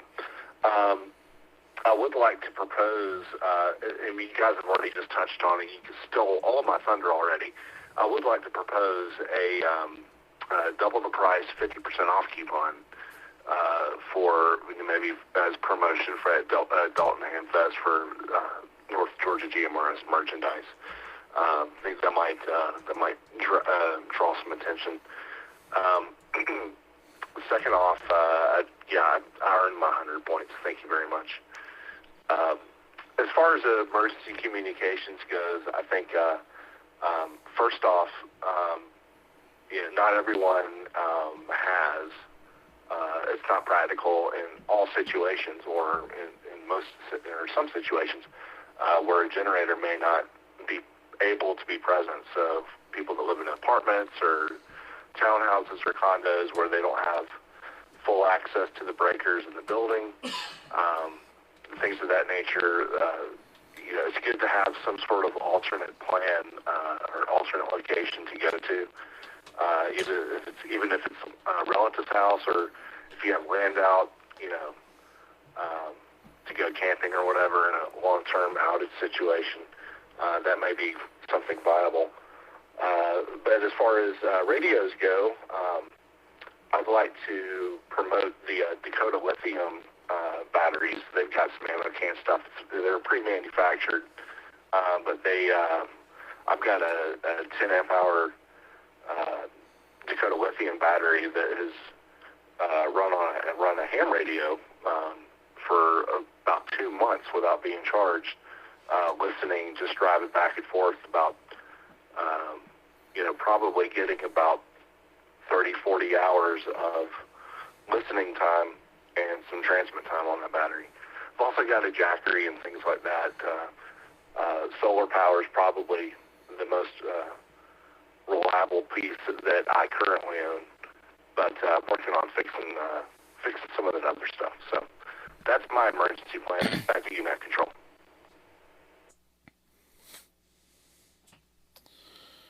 Well, I think there's several things there. That's quite interesting, having the 10 amp hour battery running a ham radio for a couple of months on receive. That solution would work for probably many people, but not for Justin. I don't know that I've known him to go 2 months without talking on a radio. Well, but that does raise a valid point. All you're doing is monitoring the radio.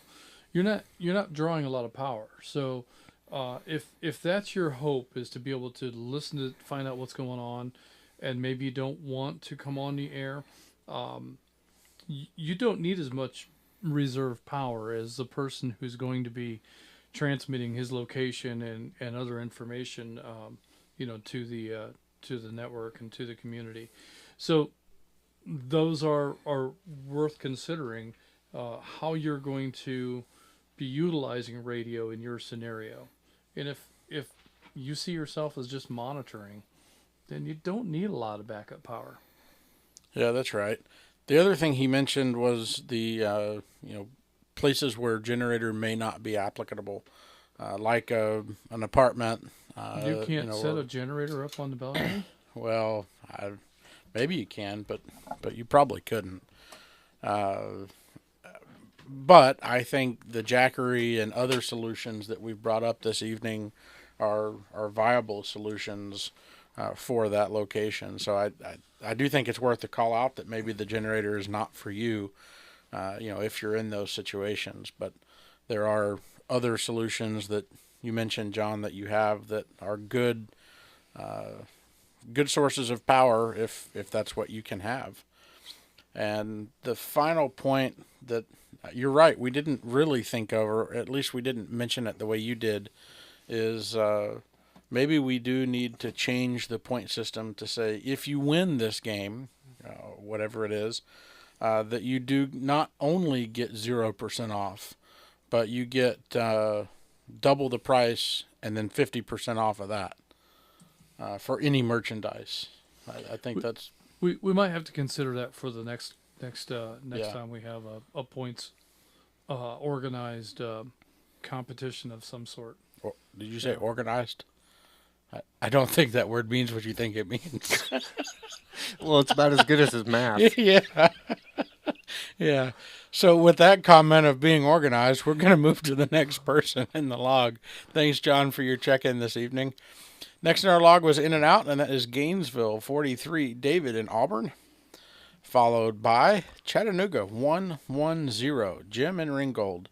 Jim, what does your emergency power situation look like for radio communications?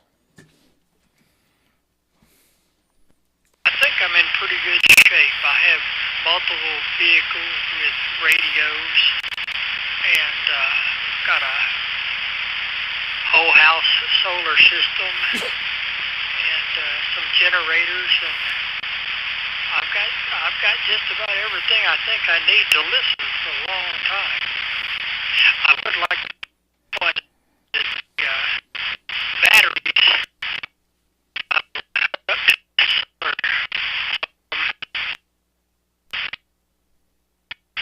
in the extreme cold because I didn't keep the things warm. So that's a real concern. I'm going to take care of that problem very soon and make sure my batteries are well insulated from the cold.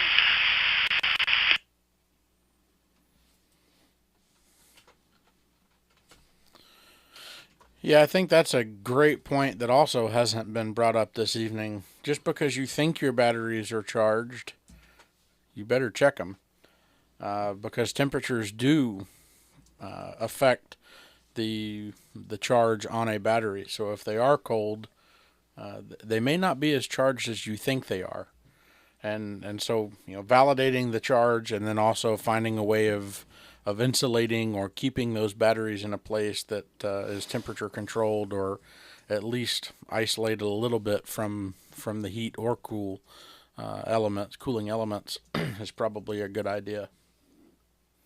I think so, and definitely worth considering. And like all my battery tools live out here in the barn, and it gets cold out here. Now, I've not really. Typically, when it's cold like that, I'm not out here either. So, if the batteries are diminished in their energy capacity, it's going to be a little bit warmer before I come out to use them. But those lithium-ion batteries probably respond to thermal conditions differently than a lead-acid battery would. So, battery chemistry, I think, plays a lot into what you might expect out of a battery in thermal conditions, but I know that we can get to a point in the cold where it doesn't matter; it's going to hurt the battery. Well, and thinking out loud, even if you're keeping your batteries in a place that is staying warm, if you lose power and you're not able to generate heat anymore, are your batteries staying in a place where they're still warm? And so if you're relying on an HT with a battery that you think is charged, but now it's been sitting in a cold place, maybe you should put it in your back pocket or somewhere that has some heat source. Well, here's another interesting fact about batteries is a car battery, if you set it on a cold concrete floor, it will actually pull the voltage through the plastic casing to the concrete floor. Yep, right out of it. So if you're going to put a car battery in your garage and it is not heated properly, you might want to throw a block of wood or something like that so that the battery itself is not on the floor, because it will pull the voltage down pretty quick sitting on that concrete. Yep, good point. All right, next in our log this evening is Cades Cove 70. Dwight at the top of the world, who was in and out this evening. Thanks for your check-in. Followed by Dallas 37, David in Bowdoin Junction, also in and out this evening. Next on our list is Chattanooga 100, Bob, with 0 points times 2. Bob, what does your emergency power situation look like for radio communications?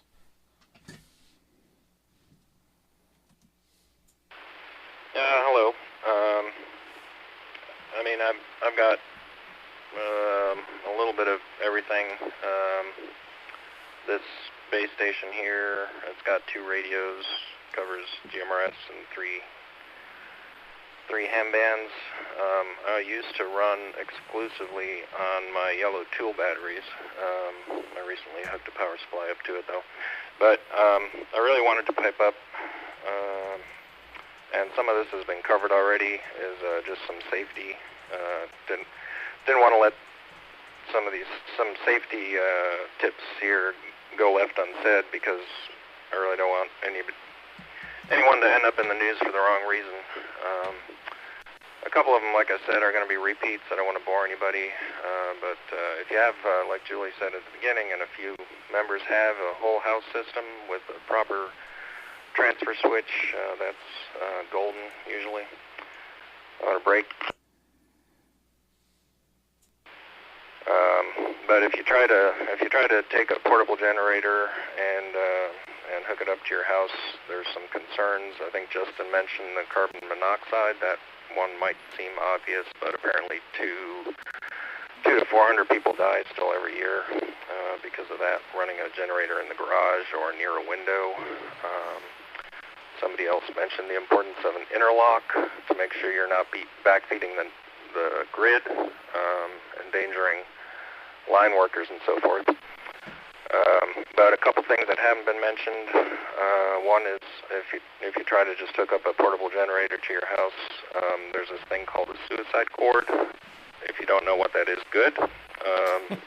But look it up to learn exactly what not to do. I want to break one more time. There's one last one that's not obvious. I'm going to break.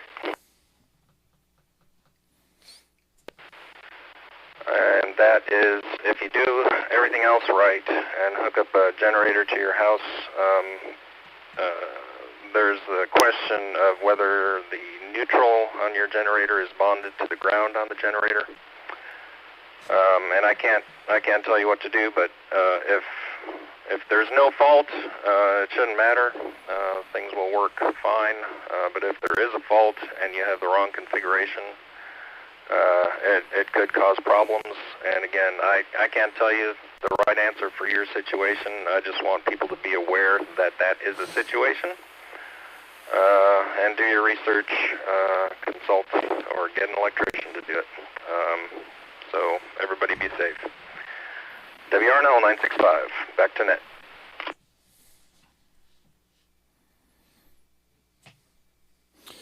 Well, Bob, those are some great safety reminders, and I'm glad that you went through that. And of course, in all things, if you don't know what you're doing,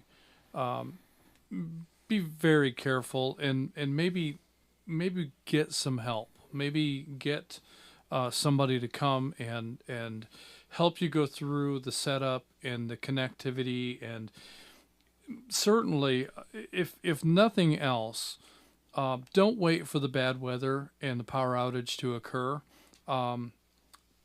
Check your equipment beforehand so that there's not the stress or the urgency of getting this sorted out at the last minute or a few minutes past the last minute, being that the power is already out. And you have to get this working. What's most important is that we survive the outage. And if we don't take some of these safety considerations into hand, then that might not be the outcome. Because as Bob had pointed out, we hear of people succumbing to carbon monoxide poisoning virtually every winter. So whether it's from a bad furnace or from running a generator in a garage or just outside of a window, we hear about it every year. So it's not that it won't happen to anybody. It does happen to some people. And we just want to make sure that our people are none of that some. Well, I think the other thing... The math joke there. Never mind. I think we've lost it with math and you. Clearly, it's over your head. I think the other thing to keep in mind here too is even the best laid out plan can sometimes fail you. So, backup and redundancy is always got to be on the forefront of your mind. If it's a piece of medical equipment or something that you need to have power, don't rely on just one thing, because most of these devices can and will fail you, especially when you need them the most. Well, it's like my son says, everybody's got a plan until you get punched in the face. Well, yeah, so at work I've been using a phrase quite frequently lately, which is plans are useless, but planning is imperative. And, I think it's great to have the plans, but like everybody has said tonight, they're not that great unless you continue to plan. So there's some importance there. And yeah, Justin, to your point, you never know when an emergency could occur when you're in an emergency already. And so, you look, power may not be the only thing you're worried about. So having power figured out, or at least continuing to plan about power From the emergency room? From the emergency room. Well, may allow you. I love how you guys are making me the butt I'm of all just the glad jokes how he tonight. caught that one. That was good. Well, somebody's got to do it. But I think the big takeaway, at least in my mind, is that it's not enough just to have a plan, but you've got to exercise those options. And break. And break. Good stuff. All right. Well, I bet Jeff's not doing next year's emergency power net with us anymore. Yeah, I'm staying home. I'll be absent for that one. Sounds to me like we're going to be doing it from Mount Waleski. Well, at least give me a chance to explain myself for the folks that don't know. And with that, we got to go. For the folks that don't know the situation. So what they're referring to is the big storm that happened back in July. We had a tree fall across the power lines, fall across the road, and we're kind of trapped in our house. So generator's running, everything's going well and hunky-dory, and then all of a sudden, about 8 hours into this power outage, it quits. No more generator. Well, luckily my truck was still on the other side of the tree, blocking the road, so we could still get out. So my wife and I decided, well, you know what? We don't have time to fool with this. We need power. Let's just go get a new one. So we jumped in the truck to head to the local store and get a new generator, and in the meantime ended up in a pretty severe car accident on the way to go get a new generator. So the joke of dealing with emergency power in an emergency, in my case, was for real. I was in the emergency room calling John to see if he could go pick up a generator so that we could get this problem resolved, so that when Kate and I got out of the hospital, we would still have power. So, like John said, the plan is only as good until about 5 minutes into your plan, and then you need to come up with a new plan. Well, and for anybody that's a guest check-in or hasn't checked in very frequently, I don't think the two of us sitting in this studio with Jeff would give him a hard time about it if we weren't as close to him as we were. And, we got phone calls and we pitched in and did what we needed to do to get him back on the grid or off the grid, whatever it may be. And then after the situation was taken care of, well, we're almost a year in now, and we continue to give him a hard time about it. So guess he won't call us for help next time. Yeah. Nobody's safe. He learned that lesson. That's right. No one is safe. All right. Next on our list is an in and out check-in from Brett, Chattanooga 179 in Chattanooga, which brings me to Atlanta 549. Chad incoming. Chad, what is your emergency power situation for emergency radio communications?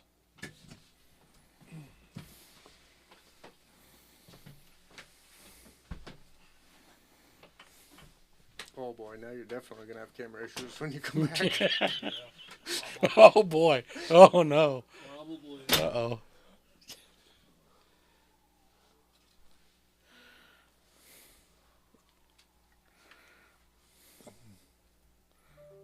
Did I hear? Or is that somebody else? That's not. Let's try one more time. Atlanta 549. Chad, are you with us this evening still?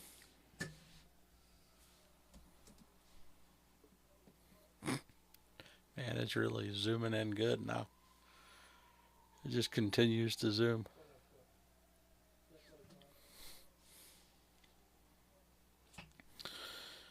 All right, not hearing any response from Chad. We'll mark him in and out and go to Chattanooga 5-3 Douglas in Hickson, who was also in and out tonight, which brings me to Atlanta 260 Carl in Dawsonville. I know right where that's at. Carl, what does your emergency power situation look like for radio communications?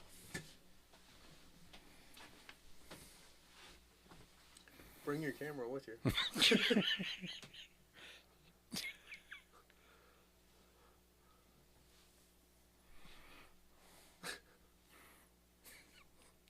Why is this not on live stream?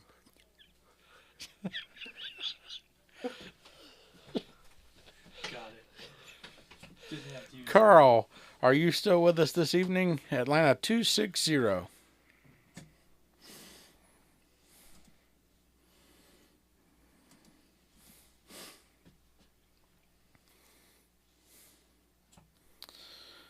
right, we'll mark Carl as in and out tonight. And that brings me to Atlanta 374. Lamar, also in Dawsonville. Maybe that's where Carl went. Lamar, what does your emergency power situation look like for radio communications? Good evening, everybody on the net. Yeah, I have a potato, a penny, and a zinc screw. And that's what I plug my HT into when it won't work. But other than that, kind of a mishmash of what everybody else has. I got solar panels. I've got a battery jump box that I haven't heard mentioned yet. You can buy them at the big box stores.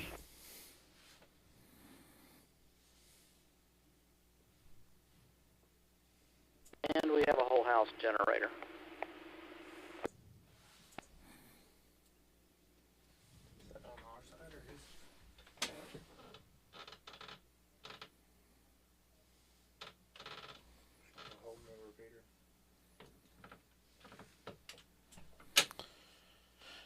Well, I heard whole house generator at the very end, but I heard the potato situation first. And, you know, when my little brother was in, it may have been middle school, one of his science fair projects that he did was a light bulb running off of a potato. And it was a super neat experiment to do, you know, in middle school. And, you know, ever since then, I've never really thought about using a potato to power anything else. But it's a valid source, and it works great for, you know, temporary power. So I'm glad you brought that memory back for me. I haven't played with that since then, since we set it up for him.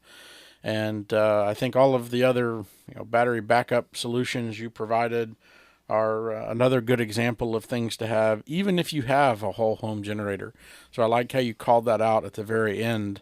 You know, I think having a whole home generator, as we've mentioned many times tonight, is a great thing to have, but having multiple backup power solutions is a better thing to have.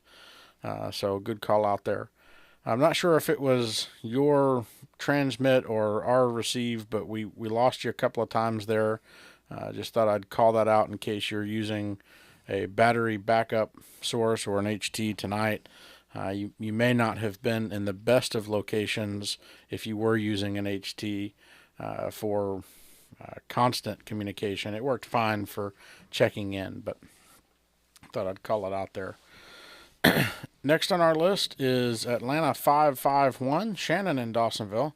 Shannon, what does your emergency power situation look like for radio communications? Well, good evening, gentlemen.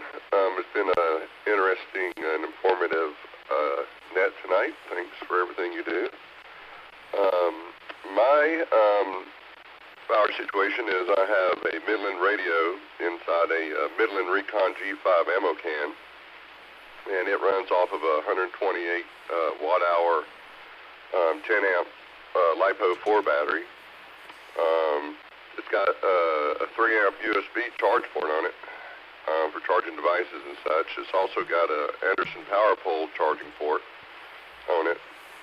Also, it has a direct-to-battery power pole port, which you can use to either charge the battery or use the battery to charge your car battery.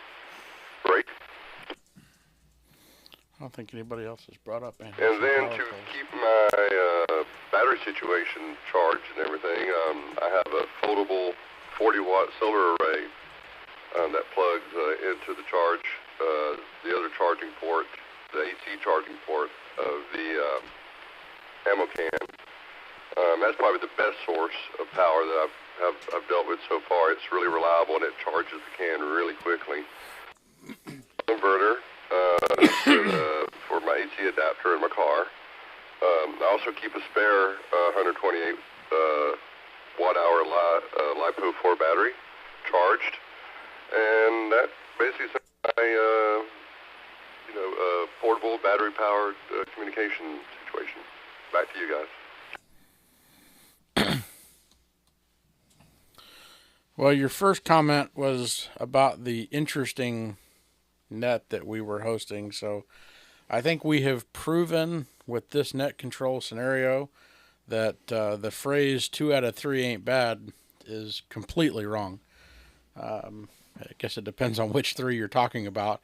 And we can rotate net controllers, and 2 out of 3 are still bad. So we appreciate everybody hanging on and listening to us attempt to make jokes and do math, because we're bad at both. Yeah, we're just glad to have you here. Yeah, it's right. A good thing Mike's coming back next week. Yeah, 2 out of 3 again.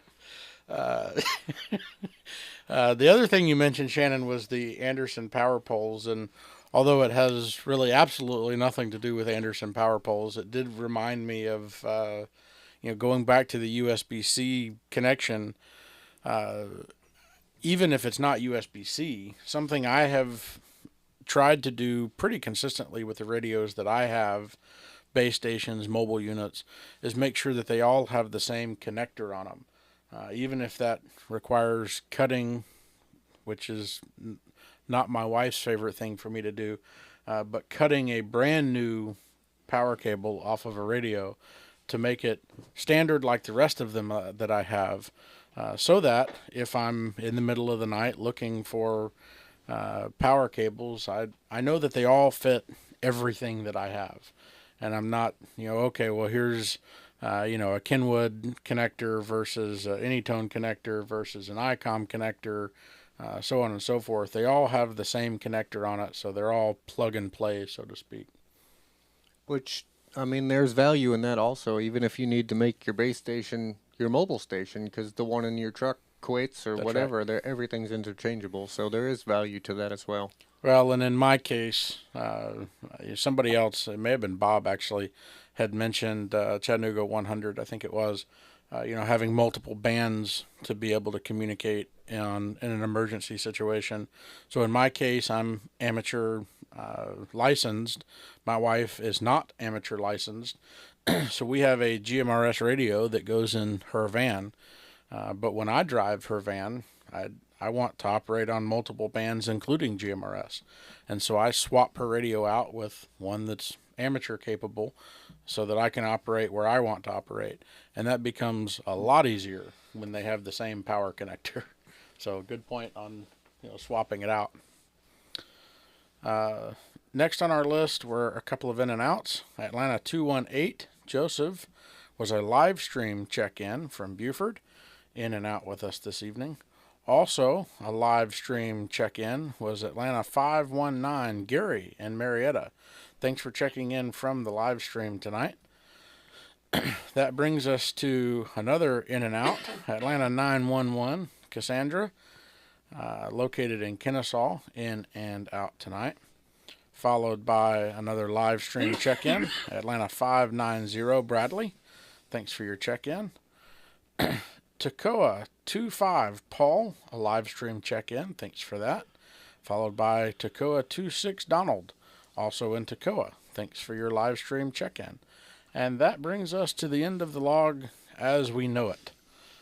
All right. Well, I think that gives us an opportunity then to pursue some late check-ins. So at this time, we'll take one round of late check-ins. How many? One. And any questions or comments, the floor is open. At this time, Net Control is standing by.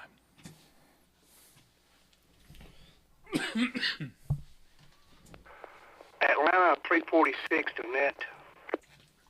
He's already in the log. Mm-hmm. You got him. We'll see if we get any check-ins. Would it be possible for me to share my emergency backup power?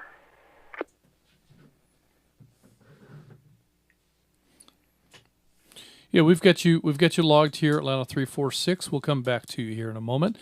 At this time, anybody wishing to make any check-ins or any other comments, please call Net Control.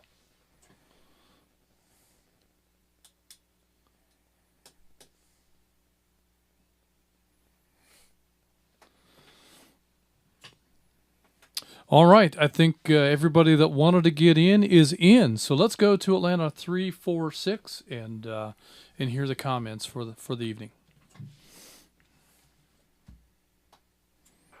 Yeah, Atlanta 346. I love the episode tonight.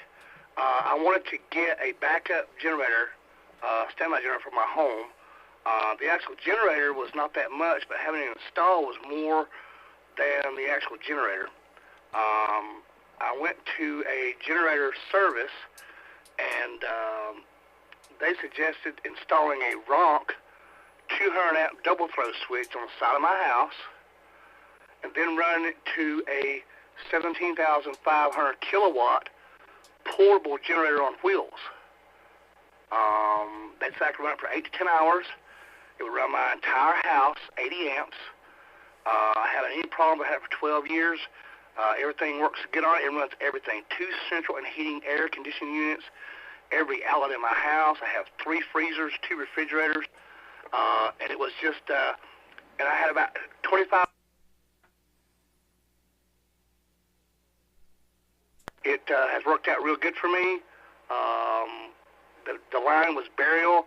I had to turn off my feed from the road to my house, my meter. I had to turn it off,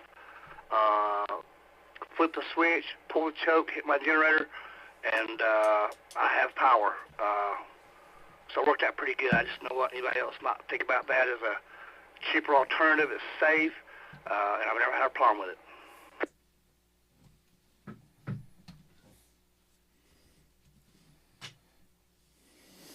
Well, that's excellent. And yeah, the portable generator is definitely an option for a whole home generator, provided you have the right kind of transfer switch and the right connectivity. One of the things that comes to mind for me is that I'm not here all the time, and I don't travel as much these days as I used to. But if there were an event, a power failure event that occurred, and I wasn't at home, Julie would not be inclined to go out, especially if there's weather, and drag around the cords and know how to operate a transfer switch, and then get what might be a finicky motor to start. So in those cases, I think that it might be best to have the automatic whole house generator, but they have really gotten crazy in price these last few years. And so what you're talking about, using a portable generator with a transfer switch, is definitely a good way to go to save some money. So, and the nice thing about that is that if you start having any kind of issues with the generator, you can just pick up another generator pretty easily to replace that, and not have to have a whole new unit installed, because it's just a portable generator. And so I think that's a good option. I'm glad you brought that. Glad you brought that to the table this evening. Well, the other thing he said that I think is probably not been mentioned, but very true, is sometimes the generator cost is not as much as the installation is, and that's very valid. It's sometimes installing those into the house correctly, especially after the fact, if the house is already built, right, is very, very, or could be very, very expensive. So, and that goes back to why I'm talking my in-laws into doing it just as part of the build. Right. Not that it's cheap, but it's cheaper than doing it later, and you're going to want it, so do it now. All valid points. Yes, they are. All right. Well, we didn't get any check-ins during late check-ins, and we are late. It's later than usual. It's after 10 o'clock, so I imagine much of our audience has already gone to bed, and that's okay. But at this time, I think we're going to go ahead and close the net. Except I don't have the log open, so give me just a minute. Can you stall for a moment while I figure out what I'm doing? Sure, we can stall. We probably need to break, actually, so let's break, and then we'll come right back.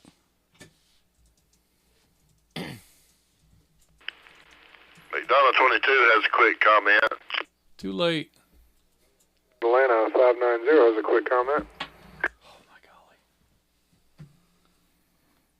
You gonna log them? Both of them are already in their log. Yeah, McDonough 22 and 590. You want to take them? All right. All right. I need some more time to figure out where I'm supposed to be in the script anyway. So McDonough 22, go ahead with your comments. Bradley, we'll come to you in just a moment.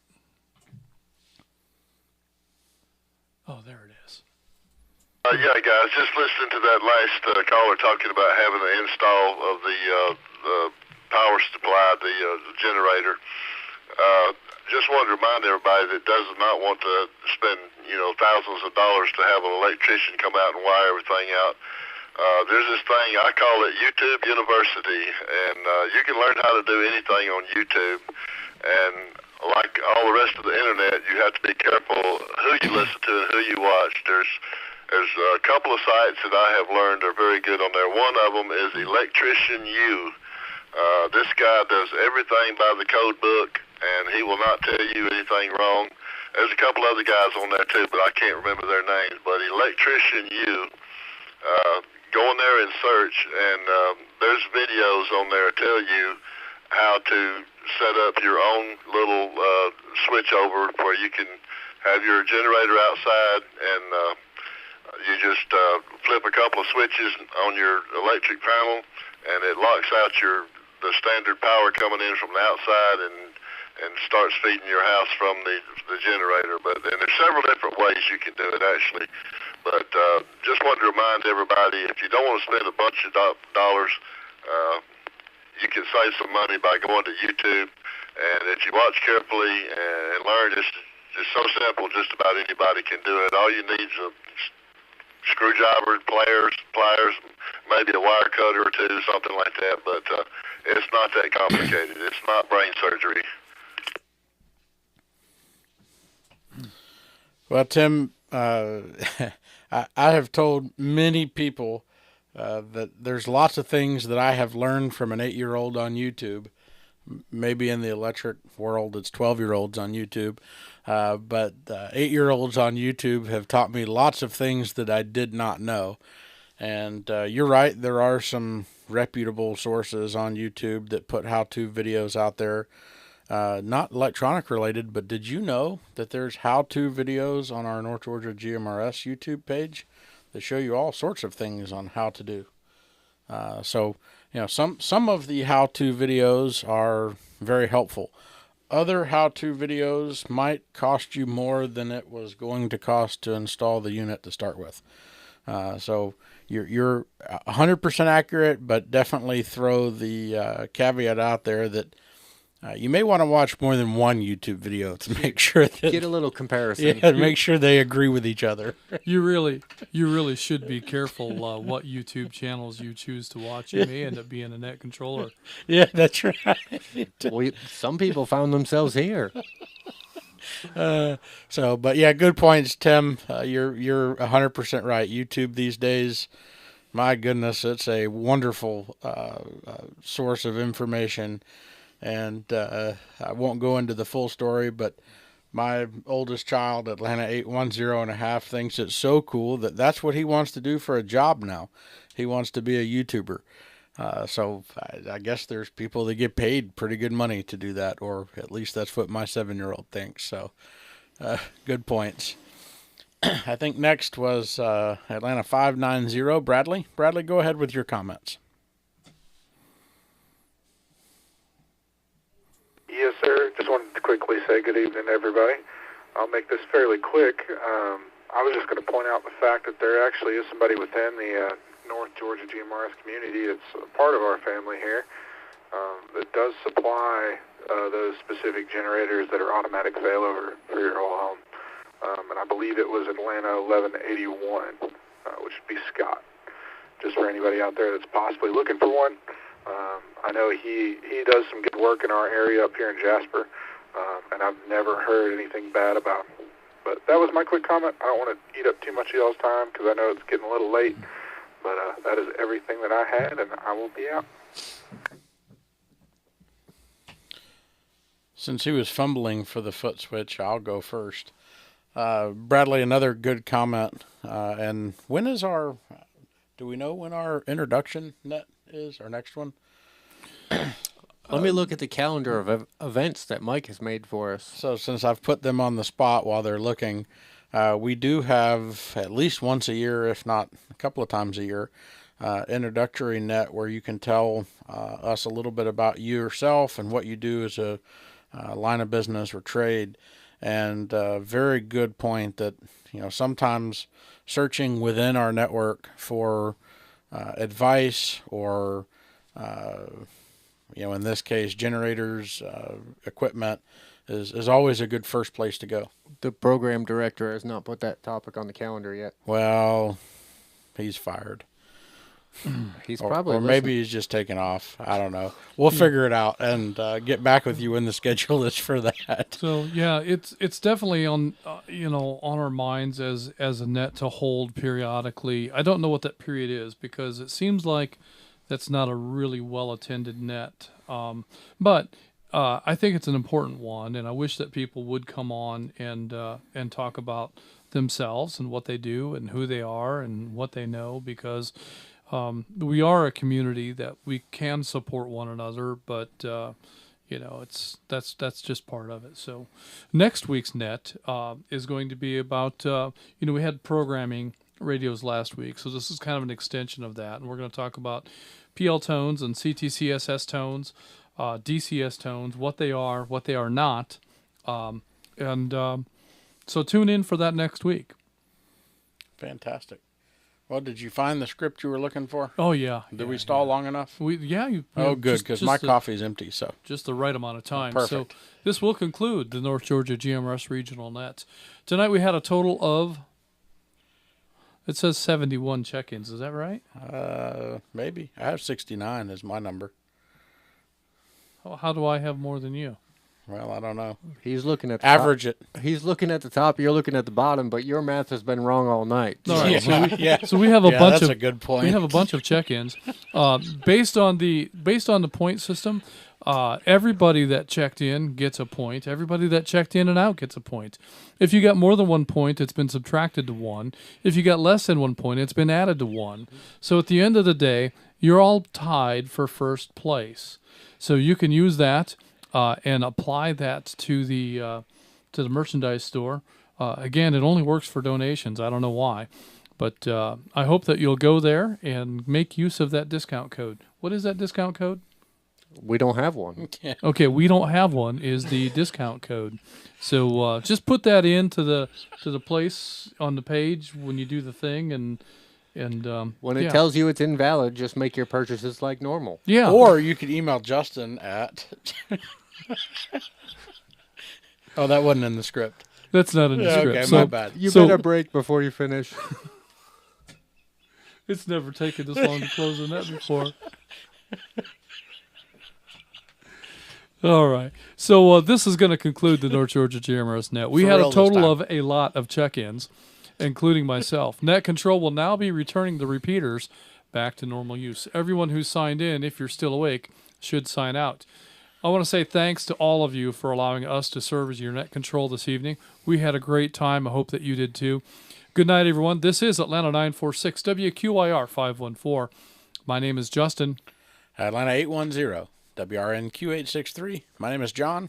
And Atlanta 750 WRMR 367. And my name is Jeff. We are North Georgia GMRS Network. Good night, everyone. Thanks for hanging out with us tonight, John. Hey, thanks for inviting me.